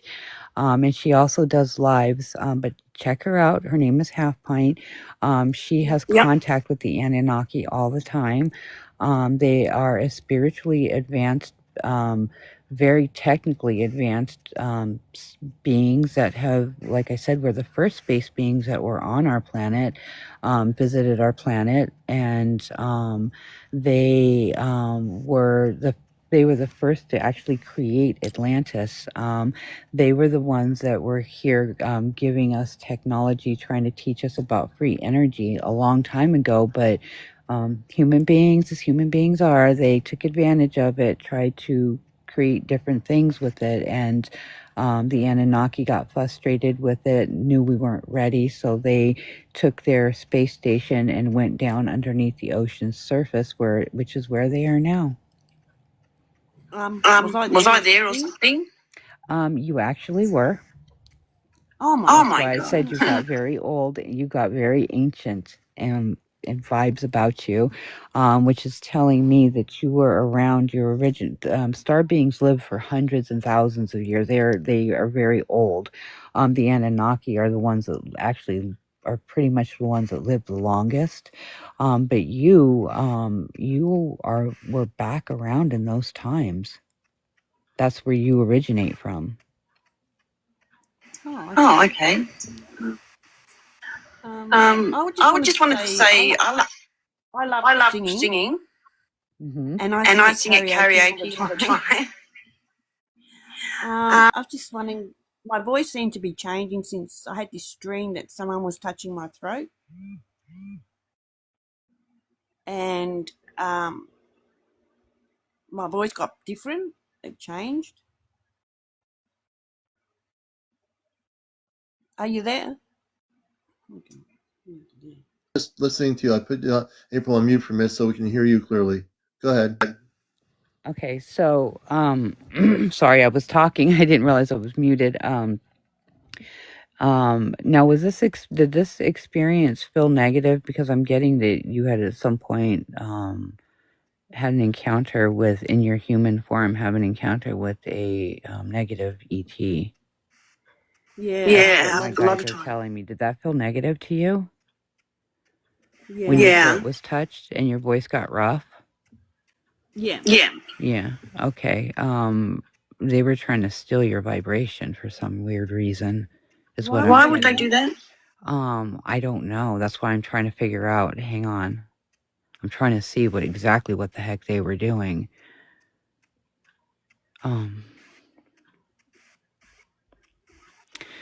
Anunnaki are very famous with the space people for their vibrational energy. What they, a lot of their technology and whatnot is created around vibration. Vibration is really important to the Anunnaki. Vibrations, tones, the way it works with our world. And I'm getting that you have unconsciously been communicating with your ancient Anunnaki people through your song, is what they're telling me. Sorry for the dog barking. My dog's out. And I'm getting that they were trying to stop this from happening. They don't want you. Yeah, I felt that too. They don't want you to contact your family. They don't want you to have. They don't want you moving up to the next level because you are of importance. Because you are old Anunnaki, so you are important. You are old Anunnaki, so you are of importance. For whatever reason, you actually originate from Atlantia. And I'm getting that they were trying to stop you from. They were trying to stop your vibration from communicating, because that's unconsciously. That's how you, or whatever, subconsciously. That's how you communicate with your people. You're doing it without knowing you're doing it. Is that through my songs? Yes. Or singing? Yes. That's how you reach out to Because a lot of across people the have told planet. me that when I sing, I heal them with my heart and my voice, and they feel good when I sing. This is why they are trying to stop you, because like I said, you are of importance. You're obviously a healer with the Anunnaki through sound and vibration, and you are subconsciously healing people with your songs. I got told that. Yeah. This totally makes sense now why they were trying to stop that. You're gonna have Will to, they keep trying to stop that? at one point or another, you're gonna have to come on when we have more time, and you're gonna have to either come on with me or the commander, and get some protection with some Christed light. The commander can teach you how to protect yourself, or I can teach you how to protect yourself, so these negative ETs can't bother you anymore. Okay. Okay. I'm a very emotional person, and even when I'm talking now, and when I sing, I feel so happy. I've got no pain, no nothing. Everything goes away, and I just up on the stage and I sing to the people. This is how you heal. It's not only how you heal your own self, but it's how you heal the others around you. You do it without really. I love doing that to people. You're a beautiful person. Your vibrations are helping the world. Continue. Please keep singing. Please don't stop. Share your light with everybody. Keep singing? Share your light with everybody. You are important. That's what I'm doing. Yeah. They all I'm singing all the old songs, 60s, 70s, and 80s. The best ones. So the I want to best bring back to the world. The best ones. I'm telling you, 70s music, it brings you back to a time back when all human beings on the planet seem to resonate with 70s music. It brings you back to a time when, it brings you back to those happier times. It always brings those emotions out in people, which, what does that do? It helps us heal through vibration, through song, through love. Yeah. Yeah. Yeah. Love's very important. It is. So like when I start singing more, will people feel it more?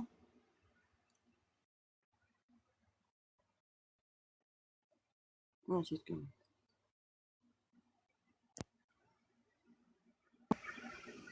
Don't stop singing. Don't stop singing. Do you reckon I should keep singing? Yes, keep singing. Don't stop. Yeah, keep singing. Is that a gift? It is a gift. It's one of your best qualities. It's how you heal. You're a healer through vibration, through your songs. Okay. Thank you for that. Can I ask just one more question? Absolutely. I lost a child with my first child. And I still can't feel the pain. I don't know why. But I gave it to God because I knew she'd be protected. Yes, and she will be. She is being I'm sorry, my dog. She will be protected. Is she with God now? Yes. Yes. Her name was Keisha. She's where she's supposed to be. And she's also partially with you. You know this, though. Yeah. Thank you for coming up so much. I want to thank you so much for listening. You are so very welcome. Put me on the list. Absolutely. Let me just do this for a minute. We want to thank you, April and I both thank you for being here. It's 2:17 a.m. in the morning, so for other people around the world, it's been a long night. We've had a great show on Ashtar Command night. I want to thank Ray Lynn for being here. I know there were people on the queue. We do this every Saturday night. If you want to talk to April as well, she does lives, and if please follow her so that you can actually know when she goes live. And I just we got on here about 11:03 in the evening on the East Coast of the U.S. April and I are both in New England. She's in Vermont, and I'm in Connecticut. So we've had a long night. So I want to thank everybody. If you did not get a chance to get on here and ask any questions, you will be able to do it. Just seek out April and myself. I'm on at 11 o'clock nightly. April's on at night and during the day sometimes. But you need to follow us, and you'll know when we're actually going to do our thing here. We are both with the Ashtar Command. I want to thank our parents on the ship for watching the show tonight and also interjecting when they needed to about people that were on here with us. I want to thank blessings to all of you around the world. We are space people in human form, April and I. There are many of you that are remembering who you are, and it's exciting. It's a great time for everyone to be alive here. And all know that you're not alone anymore. Don't ever feel alone because we love you. Our space family loves you. You're not alone. We're going through a lot of things right now on the planet that, if you look at the world, it looks like it's upside down, but there's better things that are coming, but you need to take care of yourselves. And we really want you to go within, take time to get away from everything and just meditate, go within and go with your higher self. Connect with your higher self and be at peace. That is the most important thing. I'll turn it over to April and also our Space Command on the ship. If they have any last words on the ship, we'll let them also interject through April in terms of communicating through the phone. So I'm going to turn it over to April. Ray Lynn, I'm going to bring it down. Do this here. Do this here. So that's April and our. Thank you, everybody, for having me up. It was a pleasure to be here tonight.